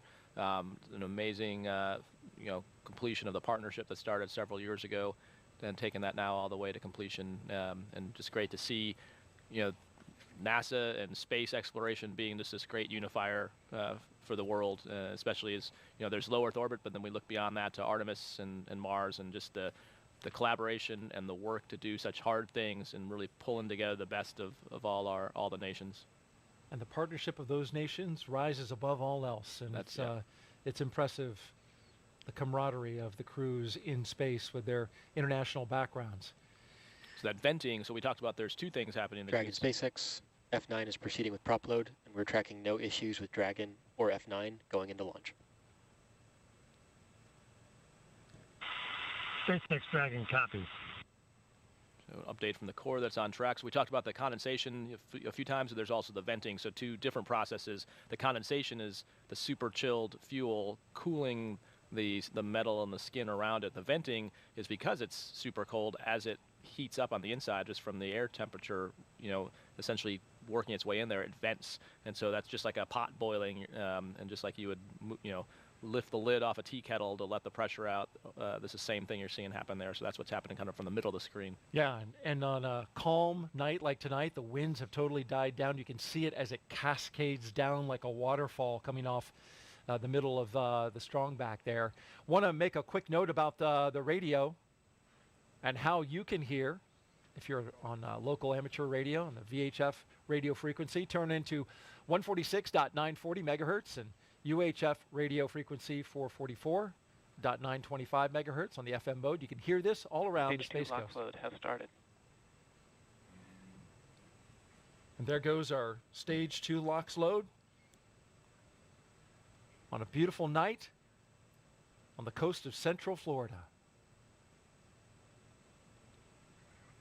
For Stage 1, that's going to continue to load, and we'll see that go all the way down to T-minus 6 minutes in terms of the RP1 load. In terms of LOX, that will continue until about T-minus 3 to 2 minutes on the liquid oxygen side. A lot more volume, of course, in the first stage. Hey, let's throw up a quick social media question. What do you say, Raj? Sounds good. What do we got here? At JSE Garin asks, I am 9 years old and want to know if you can see airplanes on the ISS. I have never heard that question. So actually, Megan MacArthur had a cool post where she took a picture of the ground and you can see the contrails of a plane. So you can't see a plane if it's not what we call conning, meaning contrails. You can, if you can find the contrails, then you can follow it back to find the plane, but it's super hard to find an actual airplane that's not in the contrails. We also spent some time on Crew 3 trying to see who could one-up each other to find ships. So you can cheat and look around the Panama Canal to see if you could find ships there, but you need binoculars to help yourself. But if you know where to look or along the shipping lanes, you can usually find some ships. And then airplanes, if you look around like the places like over the Atlantic where you can look for contrails and find planes, but absolutely you can see them. What a great answer. Didn't know that. Thank you, Raj. Let's head out to Kate Tice now. Thanks, Daryl. Everything's still looking good for launch of Falcon 9 and Dragon Endeavour just under 15 minutes from now. Now, for those just tuning in, Falcon 9 began propellant load at T-minus 35 minutes. Around T-minus 20 minutes, Falcon 9 completed loading of RP1 fuel on the second stage. Fuel loading on the first stage remains underway, and it is approximately 80% full. It will finish around T-minus 6 minutes. Falcon 9 is also underway with loading of densified liquid oxygen, and that will wrap up at T-minus 3 minutes for the first stage and T-minus 2 minutes for the second stage. Coming up, we'll perform checkouts of the thrust vector controllers, a procedure called TVC wiggles. We'll command Falcon 9 to activate those thrust vector controllers and actually wiggle the engines a couple degrees. This verifies that those engines will be able to move while in flight, which is how Falcon 9 steers itself during the ascent phase. Dragon mission director and team reporting no issues. Communication checkouts are complete, the crew access arm is retracted, and the launch escape system is armed. And as you can see there on the right-hand side of your screen, the crew is strapped in and ready to go to space. Everybody looks pretty calm and chill, given that they are going to space in 13 minutes. Final instructions to the crew will come at T-minus 10 minutes. The crew displays will be configured for launch, which give the crew insight into how the launch is proceeding and provides constant updates on vehicle health. At T-minus 5 minutes, we'll then be in terminal count, and Dragon will transition to internal power. We'll hear continued status callouts from SpaceX Mission Control as we get closer to liftoff. The ranges go, all secured air and sea space remain clear, and as you can see, weather remains gorgeous, and everything still remains inbound for the launch criteria. So all in all, Falcon 9 and Dragon Endeavour, all systems remain go for launch in just 12 minutes and 34 seconds from now. All right, thank you very much, Kate. And take a look at this picture. Before their flight, Crew-6 got a picture with what was supposed to be their booster. Actually got swapped out for a brand new booster, but anytime you get that close to the hardware, it's a cool thing. Brand new booster launching tonight. And at the time Falcon 9 and Dragon launches, The International Space Station, which is being tracked right here by Mission Control, will be 260 statute miles over the Bristol Channel, southwest of Cardiff, Wales. Crew-6, once they get off the ground, will spend the next 25 hours chasing down the International Space Station for a rendezvous at 1:11 a.m. Eastern Time tomorrow. It'll be Friday. And we'll have live coverage on NASA TV of docking and the Crew-6 welcome ceremony at 11 p.m. Eastern Time tonight. Final thoughts, Raja? Yep, as we get ready to lift off. Yeah, so right here, they're at 10 minutes. They'll probably say some thank yous to the ground. A lot of people got them here. You're going to see them messing with the displays. So Woody and Steve will be putting up what's called forward views on the outside displays, so the mission specialists can monitor the parameters. That's how they monitor anything that would how the performance is doing. In the center display, they'll bring up the event details that show the launch, and you'll see them put their hands down once they get closer to launch, and they'll have this display up so they can basically watch. They'll have everything configured, and that's what they talk about, configuring for launch, so that you don't have to touch it during the launch itself. Colonel Chari putting us in the seat of the astronauts with exactly what they're doing. Thank you so much. Appreciate it. And one more thing I want to say. I don't know, Raja. I have a feeling there's love in the air. Not going to give it away, but it just feels like there's love in the air. You got to stay tuned to find out more about that. For now, we'll turn it over to Gary and Kate at SpaceX headquarters in Hawthorne, California. Take us through the rest of the countdown. Thanks, Daryl. That's right. We're exactly T-minus 10.5 minutes until liftoff of Crew-6. As you can see there on your screen, Falcon 9 is underway with propellant loading, as indicated by those white clouds forming around the vehicle. The fuel loading is complete on the second stage. LOX load remains underway. It's about 40% full on the second stage. LOX load also underway. Dragon, SpaceX, confirm crew displays configured for launch. SpaceX Dragon crew displays are configured for launch. Copy that, Steve. And once again, on behalf of the entire SpaceX team, we're honored to have you aboard Dragon Capsule Endeavour on its next trip to the International Space Station. We wish you a great mission, good luck, Godspeed, and enjoy the ride. And thanks again to everyone out there who made the vehicle, the ISS, our mission, and our crew ready for launch. Really want to thank everyone and appreciate the great call, much appreciated call for the scrub the other night. It was a great call and a good learning opportunity for the crew and I think for the teams. And so once more to the breach, dear friends, Crew-6 is ready to launch.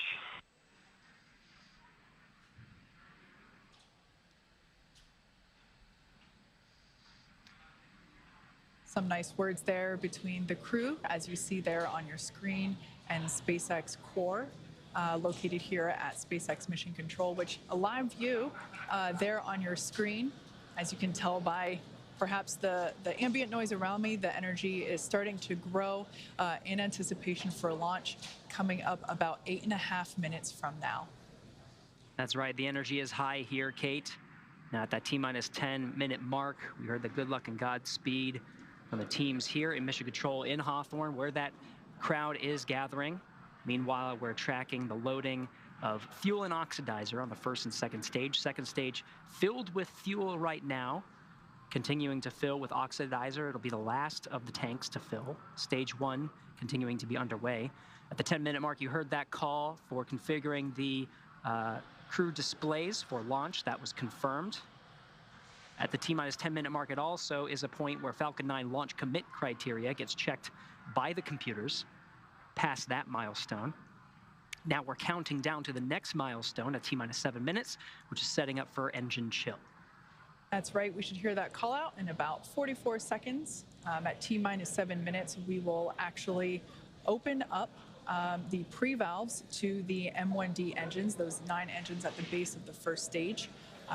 That will allow a little bit of that super chilled, densified liquid oxygen to flow into the hardware, those turbo pumps, and that basically helps prepare the hardware from a thermal standpoint or a temperature standpoint for that full flow of super chilled liquid oxygen. So we basically open up the pre-valves, And a little bit of that LOX flows in and helps cool the hardware down in preparation for full flow of liquid oxygen. Engine chill has started. And as expected, there's that call out for that engine chill, indicating the pre-valves are open and the engines are beginning to prepare for liftoff. Now under 6 minutes, 45 seconds from launch. Again, we're continuing to fuel the Falcon 9 rocket. Stage 2 filled with the RP-1 kerosene. At the T-minus 6 minute mark, we should hear a call out that the stage 1 RP load is complete. They're just topping that off. Liquid oxygen on both the first and second stages come next. RP-1 load complete. And there's that confirmation. We're counting down to T-minus 5 minutes at this point. At T-minus 5, the Dragon is configured for terminal count. And at terminal count, Dragon is switched to internal power, right now receiving power from umbilical lines from the ground. Also at just under 5 minutes, we'll be waiting for strong back retract. The arm that's currently propping the Falcon 9 and Dragon up, we'll see the clamp arm start to open, and the strong back itself will tilt about 2 degrees off from where it is now at a 90-degree position. Just a little off, and then it'll get out of the way completely upon liftoff. Then, of course, comes the, after the strong back retracts, comes the completion of liquid oxygen loading on both the first and second stage. For now, T-minus 5 minutes, 15 seconds. We're going to stand by for that call of configuring for terminal count. Crew-6 in their seated positions and ready for launch. Dragon is in configure for terminal count. Tanks are pressurizing for strong back retract. All right, and we heard both of those calls. Dragon onboard computers are going to take control of the vehicle. We should be seeing the clamp arm at the very top of the second stage, right underneath where you see the unpressurized trunk of Dragon, which is indicated by the half black and half white indicators, the black being the solar panels that provide power to the Dragon on its transit to the International Space Station. Now that confirmation of strong back retract, we should be able to visually see that strong back. The strong back will retract about 2 degrees away from the vehicle. Then at liftoff, the strong back will actually go back to 45 degrees. That strong back is part of the transporter erector, which provides the liquids and gases and electrical connections to the vehicle.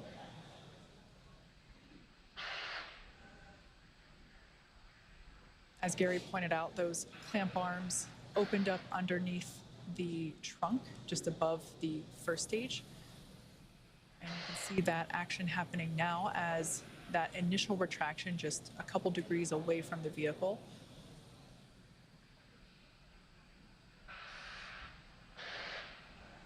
At this point in time, fueling remains underway, propellant load remains underway. All fuels are loaded. That RP-1 liquid oxygen load Stage 1, lock flow complete. There, we just heard that call out that is all done. Second stage LOX load still underway. That will wrap up at about T-minus 2 minutes. Now that that first stage liquid oxygen load is complete, we'll see some more of that white gaseous cloud forming around the vehicle due to those lines being Dragon is closed off. in terminal count and on internal power.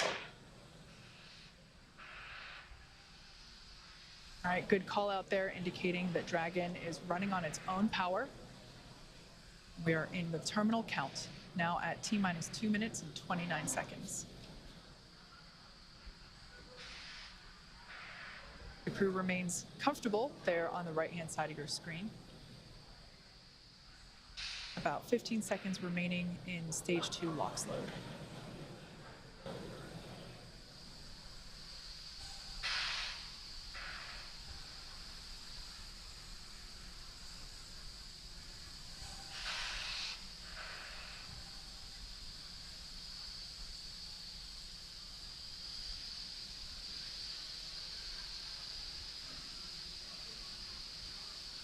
Stage 2, lock flow complete.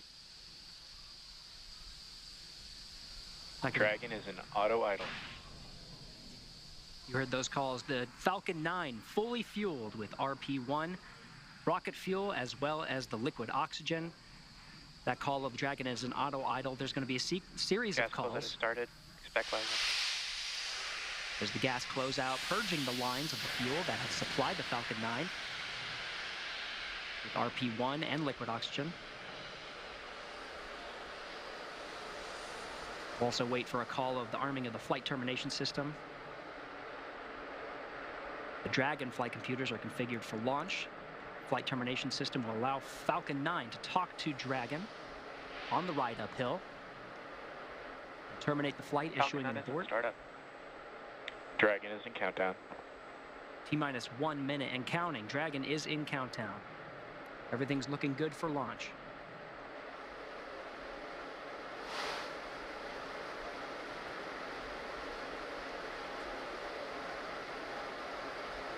Dragon, SpaceX, go for launch. SpaceX Dragon copy, go for launch. T-minus 30 seconds. T-minus 30 seconds and counting. All teams pulled go.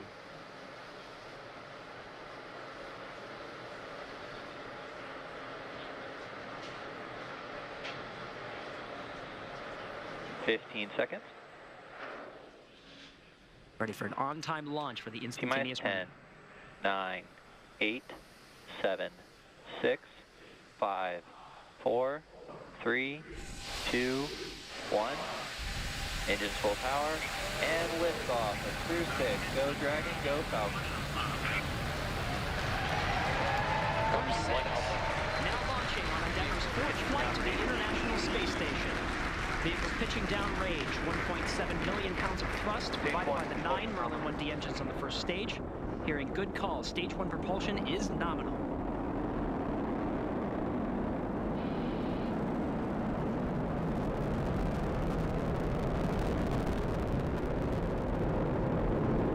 We're now at T plus 34 seconds into the 6th rotational crew mission on board Dragon and Falcon 9. Power and telemetry nominal.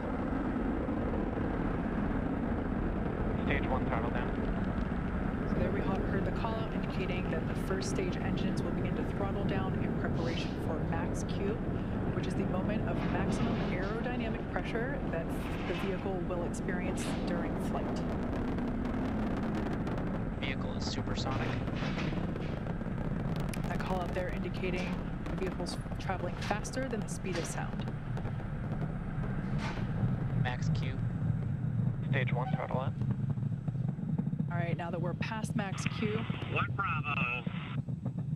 Copy, 1 Bravo.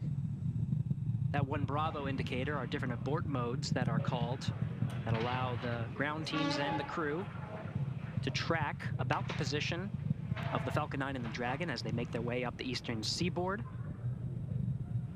In the event of an abort, these different abort modes would indicate about the position where Dragon would land, as well as indicate what series of maneuvers Dragon would indicate. But so far, we're hearing good calls on the performance of the Falcon 9 on its ride uphill. 1 minute, 53 seconds into flight.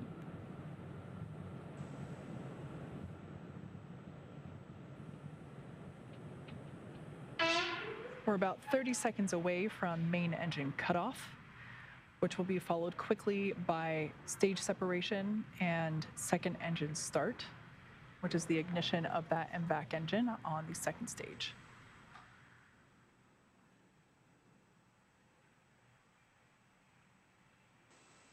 Now about 10 seconds away from main engine cutoff.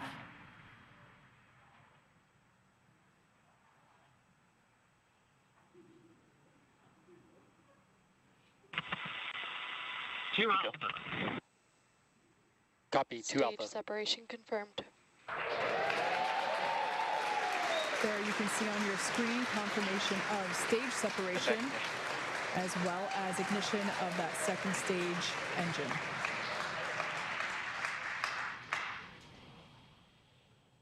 Second stage is now carrying the Crew-6 astronauts to orbit. Beautiful view there on the left-hand side of your screen coming from the first stage. which, as you can see, is still gaining in altitude. It has not yet reached its apogee, a beautiful view of the Florida Space Coast there in the background. Meanwhile, we're tracking good performance on that MVAC engine. On the screen to your right, we'll be hearing periodic performance calls about once every minute of the status of the trajectory of the second stage and the Crew-6 astronauts that are inside Crew Dragon Endeavour. We'll also be hearing call-outs, just like you heard just there, as we pass over the various ground stations along the Ascent track. Dragon, SpaceX, nominal trajectory. There's that performance call-out. Dragon acknowledges nominal trajectory. As for the first stage there on the left-hand side of your screen, that first stage still gaining in altitude, although that gain is slowing down. It will be making its way back down to Earth, landing, attempting a landing on our drone ship. Just read the instructions, which is located off the Florida coast by a couple hundred miles.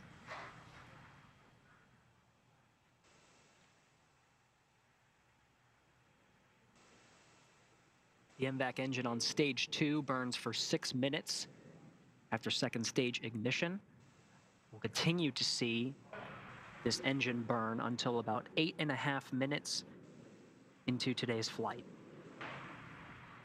Dragon, SpaceX, nominal trajectory.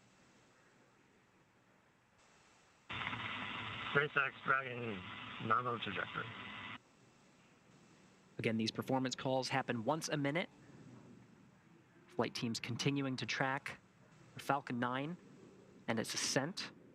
Everything's looking good so far. You'll also continue to hear those check-ins of the ground stations as we pass them. At this point in time, we're roughly 2 minutes away from the next major event, which will be the entry burn for the first stage. We will relight 3 engines, 3 M1D engines on that first stage to help slow the vehicle down as it re-enters the Earth's atmosphere. We're approaching 200 kilometers in altitude. It's about 124 miles. Meanwhile, velocity. Dragon, SpaceX, nominal trajectory. Good trajectory calls. About to pass 12,000 kilometers per hour. SpaceX Dragon acknowledges nominal trajectory. It's about 7,500 miles per hour.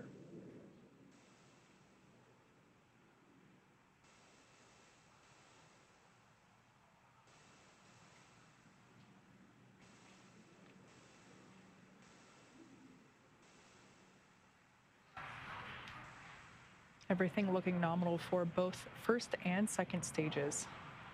Now coming up to T plus 6.5 minutes into flight.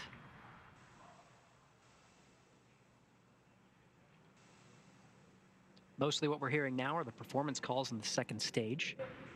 In about a minute is when we'll see a series of events in rapid succession. It's been a pretty good pace since second stage ignition. About less than a minute from now, we'll start to see Dragon, more action SpaceX, on the first stage. Nominal trajectory.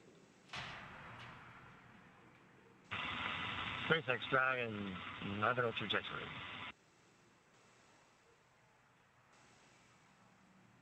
As Gary mentioned, those callouts occurring about once every minute. Now we're about 20 seconds away from the first stage entry burn. That burn will last about 30 seconds and help slow the vehicle down as it re-enters back into the Earth's atmosphere. Stage 1 entry burn startup. And there you can see Stage 2, FTS has safed. on your screen that first stage entry burn has begun. That booster sees high drag, which actually scrubs roughly 70% of the velocity by the time that the landing burn begins. So about another 10 seconds of this entry burn. Again, 3 engines relit, the center and 2 radial engines. And conclusion of that entry burn. Meanwhile, good performance on the second stage. Since second stage ignition, we've been in a 2 alpha abort mode. The next abort modes will happen in rapid succession to Bravo, to Charlie, Delta, Terminal and Echo. guidance. Each indicating different series of maneuvers in the event of an abort scenario, but as you've been hearing through the periodic checks, we're seeing good trajectory, good performance on the Dragon and Falcon 9. SECO, second stage engine cutoff, would be coming at 8 minutes 48 seconds. We're coming up on that event. SpaceX Dragon, Shannon. Shannon. Copy, Shannon. Now off the coast of Shannon, Ireland. Standing by for SECO.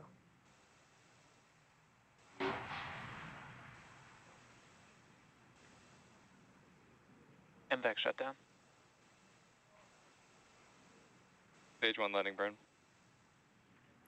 And there we heard the call out indicating that landing burn. Dragon, SpaceX. We have a nominal orbit insertion. Great news there for SpaceX Dragon copies nominal orbital insertion.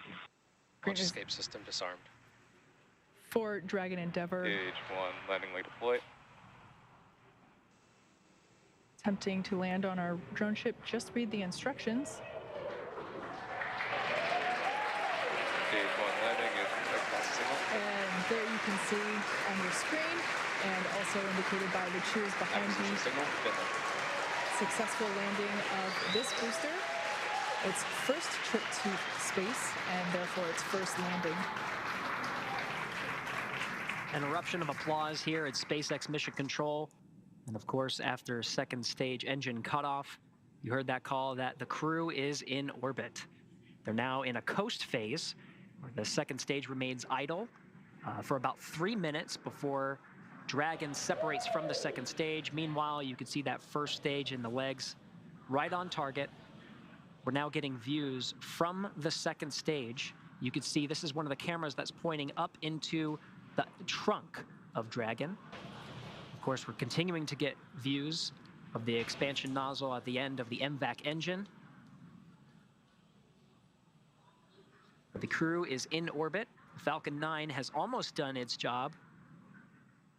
It completed its job with propelling the astronauts through the 6 minutes of the second stage, and of course, the more than 2.5 minutes of the first stage. Continuing in this coast period. We're heading to about the 12-minute mark after launch. So we're approaching 11 minutes right now. But it's great to see the crew in orbit. Of course, we are waiting for that separation. You can see this view right here of the MVAC engine. The second stage really in just an idle position, really just coasting, not many commands being issued from the Falcon 9. But of course, at the very end, we'll actually issue the command for separating the Dragon from the Falcon 9. You'll see a series, you may see a series of burns. The Draco engines on the service section of the Draco will fire and increase separation distance from the second stage.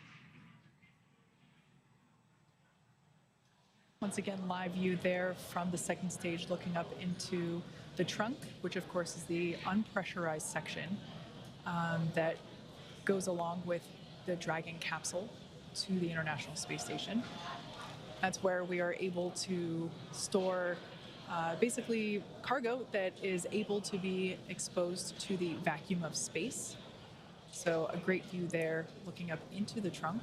That will be hopefully the first views that we get of that separation event, which we're expecting here any second.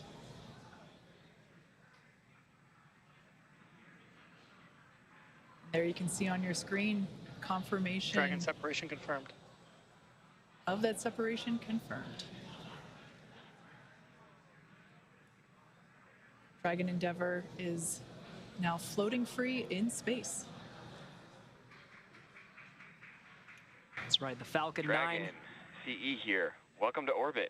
Congratulations. Your flight is exactly 4 years after the flight of the Demo 1 mission.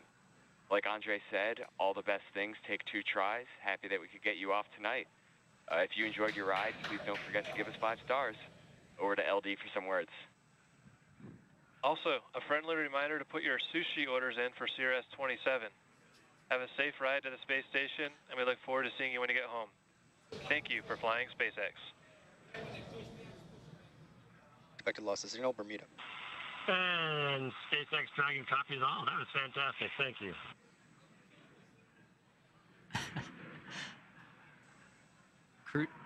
The Crew-6 astronauts, of course, having a strong bond.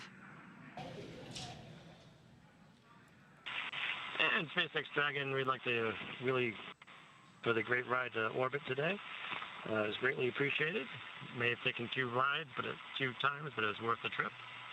And I guess I'll pass it over to Woody for some words.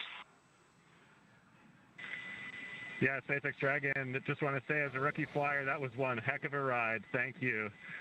I would say put it as an absolute miracle of engineering, and I just feel so lucky that I get to fly on this amazing machine. Thanks to SpaceX, thanks to NASA, Commercial Crew Program, and our international partners.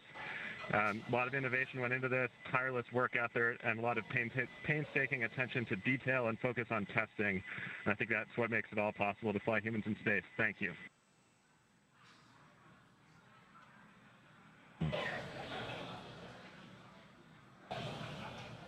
Some really nice words. Всем ребят, за подготовку, за то, что помогали в этом деле. Мне и всем ребятам. И я хочу сказать, что сегодня человечество делает еще один шаг в подготовке к новому большому скачку. И для меня огромная честь быть частью такой большой и дружной семьи, величайшей международной команды, как Международной космической станции, работая вместе на благо всего человечества. Today humanity takes another step for next big leap, and for me a huge honor to be part of such a big and friendly family and the greatest international team of the ISS, working together for all mankind. Thank you.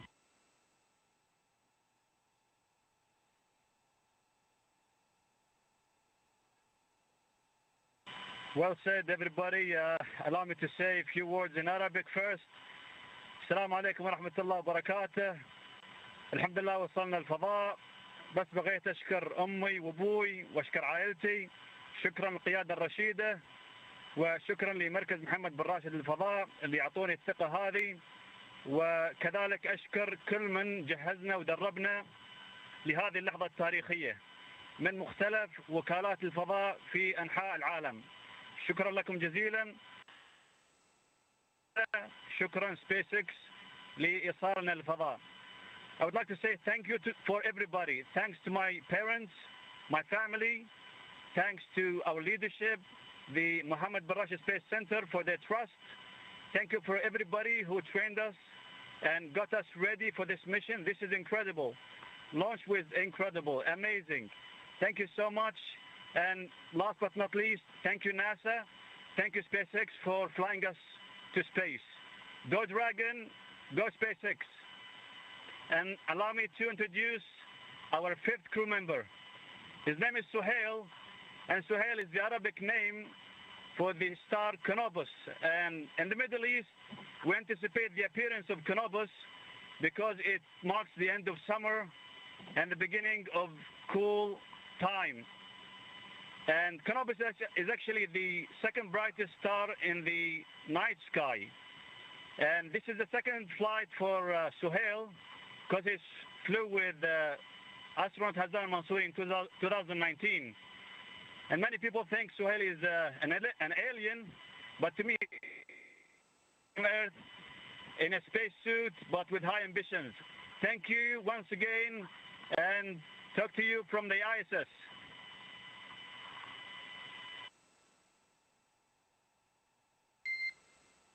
And Dragon SpaceX, we copy all those words.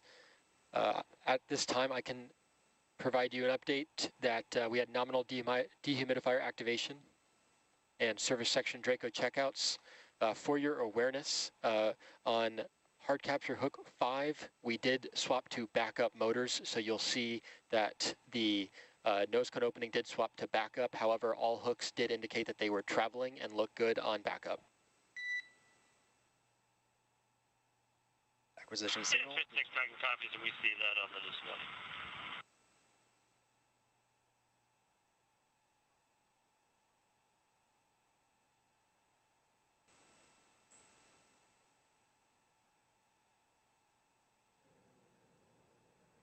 All right. Very dynamic time. Of course, the Falcon 9 delivering the Crew-6 astronauts into orbit after the 9-minute ascent. We heard those great congratulatory words from each and every member of Crew-6, who of course had a strong bond with the teams here in Mission Control and SpaceX. That call you did here to the crew was about the nose cone. The nose cone is deploying now. They were troubleshooting an issue with one of the hooks, but switched to backup motors, and we're seeing that nose cone deploy now. But Crew-6 is now on its way to the International Space Station. It's going to take about 24.5 hours. So they'll go through a series of checks, a series of initial burns, and then eventually have a sleep period before waking up and really getting into the action with a lot of the burns that bring it closer and closer to the International Space Station. It'll be docking to the Zenith port. We're now getting views from the Dragon, and that's the nose cone deploying that you're seeing right now on the end of the Dragon. And Kate, this really sets the crew up for some of the major burns here. That nose cone deploying reveals the 4 forward bulkhead Dracos that do a lot of the heavy lifting, a lot of those significant burns that bring the crew closer to the International Space Station. That's right. The nose cone is basically the pointy end at the top of Dragon. So now with that being exposed, those forward bulkhead thrusters will be able to do their job as Dragon Endeavour makes its way to the International Space Station. Just prior to losing the ground station coverage, we were able to catch a quick glimpse of the zero-G indicator. I always love seeing that be revealed as it's always different for each crew and it's always special to the crew members. So I love the words that were shared around that. And I personally have a strong connection to this capsule. This was the Demo 2 capsule, the Crew 2 capsule, the Axiom 1 capsule, and now the Crew-6 capsule. And so it always brings a lot of pride and joy to see this particular capsule fly in space safely once again. So with all that being said, let's head back over to Daryl and Raja, who saw all of the liftoff action live. You guys, I bet it was incredible having seen it from the press site myself a couple of times. I know you can feel it. Tell us how it was to see this crew lift off. Absolutely, Kate, and thank you for the toss back here to the Kennedy Space Center. And on that point, we got to get Raja's reaction first because it was his first launch. He's been on a rocket. He's been to space. Got to see the outside. First time watching a launch. Yeah, that was awesome, Daryl. It was better than I expected. So I think a much more throaty, rumbling sound once it started to pitch over, and a beautiful night here, so we could see the second stage light. We could actually see the throttle down for from stage 1 to stage B, which was really cool. Saw the separation, saw the light go out when the first stage separated, saw the second stage light, and got to watch it pretty much all the way to 2 Bravo. It was pretty impressive. To 2 Bravo. Sorry, those are different launch escape phases. So yeah, it was awesome seeing it from the ground and just kind of thinking through what that ride was like a while ago. But I'd rather be on the inside than the outside. But it's pretty here with us. But it's pretty impressive from both views. Yeah, we're so glad to that see we them, and exciting that they're on the way to the space station. So happy for them. No doubt. Congratulations to not only the crew that is getting up into space, but also everyone who helped make it possible. It takes a tremendous number of people in order to pull that off. And that roar, right? Did you feel it in your chest? Yeah, so on the day of you can feel it there and you can feel it here. You'd actually feel the vibration. They can actually bodily, it's actually vibrating your body, Visceral, the ground around you. And I think just the coolness of it, it's almost daytime around the launch pad when it first lit, just with the humidity, the temperature dew point spread right now. There's a lot of moisture in the air, so just the reflection of the light, you actually couldn't even see the top of the rocket. It was the plume lit up the whole horizon. So basically, as far as you could see, 180 degrees here, it just looked like daylight for the first about 20 seconds. So it was really, really cool. Well, your first launch, watching. Yep, I'll be back again. Yeah, we're ready to see another one. We love it. Fantastic. All right. As I mentioned before we got to the terminal count and Ascent, I said there was a little bit of love in the air, right? Well, why is that? Well, a gentleman by the name of Sabi Farouk brought his girlfriend to the Banana Creek launch viewing location and proposed to her right at liftoff. They're both from Denver. We have a picture, and there it is. There's Sabi and his girlfriend. Now fiance. And now fiance. Yep. Tamori. And she's sporting the ring. Congratulations to them. What a special thing to do. He had planned out this because during their, when they first met, they had their first kiss at a rocket launch. And so he wanted to bring her back to propose, and it happened right here at the NASA Kennedy Space Center. What a neat love story, huh? Yeah, what a great story. Yeah. Congratulations to both of them. And so now let's turn it over to Jasmine, who is with a special guest with some post-launch reaction. Jasmine. Thank you so much, Daryl. Here on the balcony of OSB2, we had a great view of launch, and the crowd around us just erupted in cheers. It lit up the night sky. Joining us now is Kennedy Space Center Deputy Center Director Kelvin Manning. Thank you so much for being here. Well, it's great to be here, Jasmine. We are so glad to have you. And Kelvin, first question is easy. What did you think of launch? It was spectacular. And anytime we're putting people on a rocket makes it even more special. So we launch satellites, we launch all kinds of things, but tonight it was Steve, Woody, Sultan, and Andrey, watching them walk out, saying goodbye to their families, and for us to get them off safely onto the International Space Station, that's a huge accomplishment. It really is a huge accomplishment. Daryl just mentioned love in the air, and we saw that great proposal at Banana Creek. And Commercial Crew is really the perfect marriage of our commercial and our international partners. Isn't that right, Kelvin? Absolutely. So government, industry, and international partners, it's kind of like a modern day, what we strive to have like Star Trek. You have all these people from different planets, and we're just getting started here. So maybe one day we'll have people from other planets as well. We really are just kicking things off. And you mentioned, you know, the astronauts flying on today's mission, and that you've actually been on the selection panel for a few of the astronaut classes before. One of those was the Turtles. So pretty exciting for you to get to see Woody fly today, right? Oh, absolutely. Special guy, and really looking forward to seeing him on orbit and then getting him back home and hearing his stories. Yeah, we're looking forward to having him back, as well as the rest of Crew-6. And this was really a great way to kick off the launches of 2023. We mentioned earlier with Janet Petro that we are looking at over 90 launches this year. So what else is going to station in the next few months? Okay, we got a cargo resupply mission, CRS-27. We have Boeing's inaugural flight of the crew flight tests, looking for Sonny and Butch to sometime this spring to fly the CST-100 Starliner to station. That's a huge deal. And we got another commercial Axiom mission that'll go to the space station, and then we'll look at Crew-7 to follow these guys in another 6 months or so.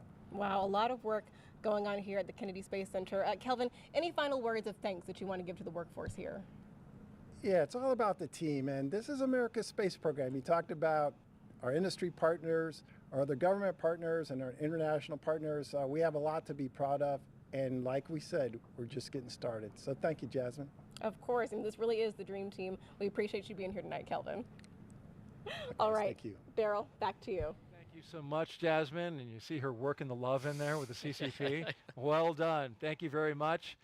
Well, the crew is on the way to the International Space Station. We did hear from the SpaceX team that the nose cone hooks at the top of the spacecraft, right? Yep. The Dragon, they went to the backup motors in order to release that nose cone. That's pretty critical to make sure you get that up. Great redundancy with the system there. But why is that so important that that nose cone comes off? Yeah, so you can't dock to the space station without the nose cone. So as we saw, just looking at the views of the capsule before liftoff, it's closed for aerodynamics, because you don't want the door wide open while you're flying through the air. Once you're in space, of course, there's no drag, so then you can open that up. And that exposes the camera and the sensors that allow the Dragon to dock with the International Space Station. There's a whole lot of stuff going on, so the crew was working the comms back down to the ground and monitoring a whole bunch of systems. So we saw the separation. They have telemetry that gives them information about that. And then the next step is the nose cone deploy. And as you heard the Corps mention, all of those hooks, there's a dozen hooks. 6 of them are holding the nose cone. And then basically each of those hooks has backup and primary motors. So what you heard them describe is one of those went onto the backup motor to open the hook, which is why we have backup motors. Now with the nose cone open, they should be good to continue to the space station. And next thing they'll be talking about is phasing burn, so how they have to catch up. I'm sure there'll be teams looking at the data from that to see if it was kind of like we talked about earlier in the broadcast, was it actually a problem with the primary motor or was it just bad telemetry? So the ground has some ability to suss that out with some extra data they have. They can try resetting things. So my guess is when they go to actual docking, they may retry that primary motor just to see if it's working, and then they have the backup motor still as an option. So they still have the redundancy, but they'll sort through maybe troubleshooting that some more, but I don't think it should affect the follow-on. So those hooks are used when they dock? Right, the same hooks. So there's a soft capture and a hard hook system that attaches onto the space station. But again, as long as a hard hook system that attaches onto the space station.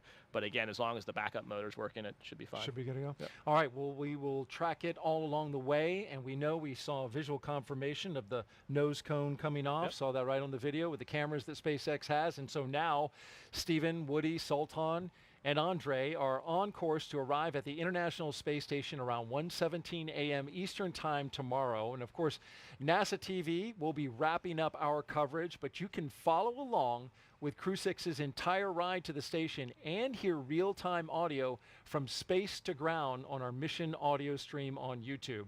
Just look for the link on NASA social media accounts and in the description of the NASA YouTube launch broadcast. And though our coverage here at Kennedy Space Center is concluding, Crew-6's mission has only just begun.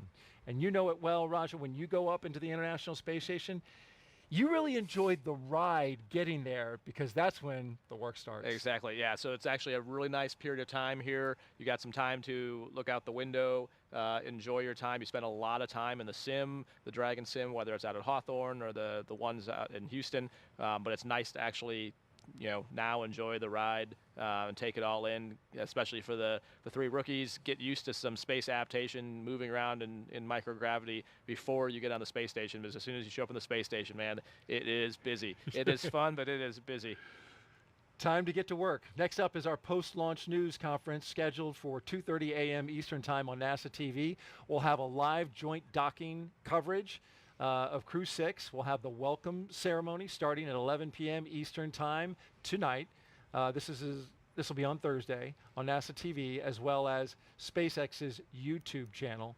And you can find mission updates on Twitter, at NASA, at SpaceX, and on the web at nasa.gov, including that link. We'll have it in there in the description of the mission audio stream if you want to stick with Crew-6 during their entire journey to the space station. Well, before we want to sign off here at Kennedy, I want to thank Rajachari for being on the launch broadcast and sharing your incredible experiences. I learned such an incredible amount. I hope our audience did too. You answered all their questions, and it was fascinating just to listen to all the things that happened. Really appreciate you being here. I'm glad I got a chance to see a rocket launch, and so yeah, I highly recommend coming here to do this so you can get a great view of a rocket launch. It's the way to go. Great plug for the Kennedy Space Center there, Roger. We appreciate that, and good luck to you on your work with the HLS. You're doing a lot of work there with the human landing system for the Artemis program, and people are really excited about that. Yeah, they should be. It is an amazing time. We're seeing what we're doing in low Earth orbit, and that is just the first step, man. We are going back to the moon to stay and onto Mars, and it is a great time to be in space.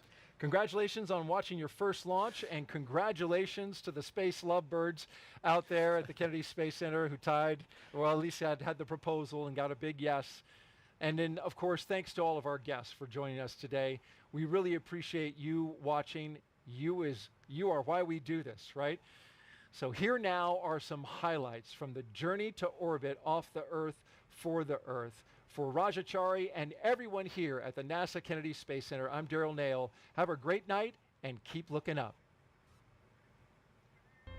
Crew-6 on the move inside astronaut crew quarters. Crew-6 walking outside of astronaut crew quarters for the second time. Andrey Fediaev, Woody Hoburg, Stephen Bowen, and Sultan Al Neyadi. The crew departing the Neil Armstrong Operations and Checkout Building. A full security escort across NASA's Kennedy Space Center to launch pad 39A.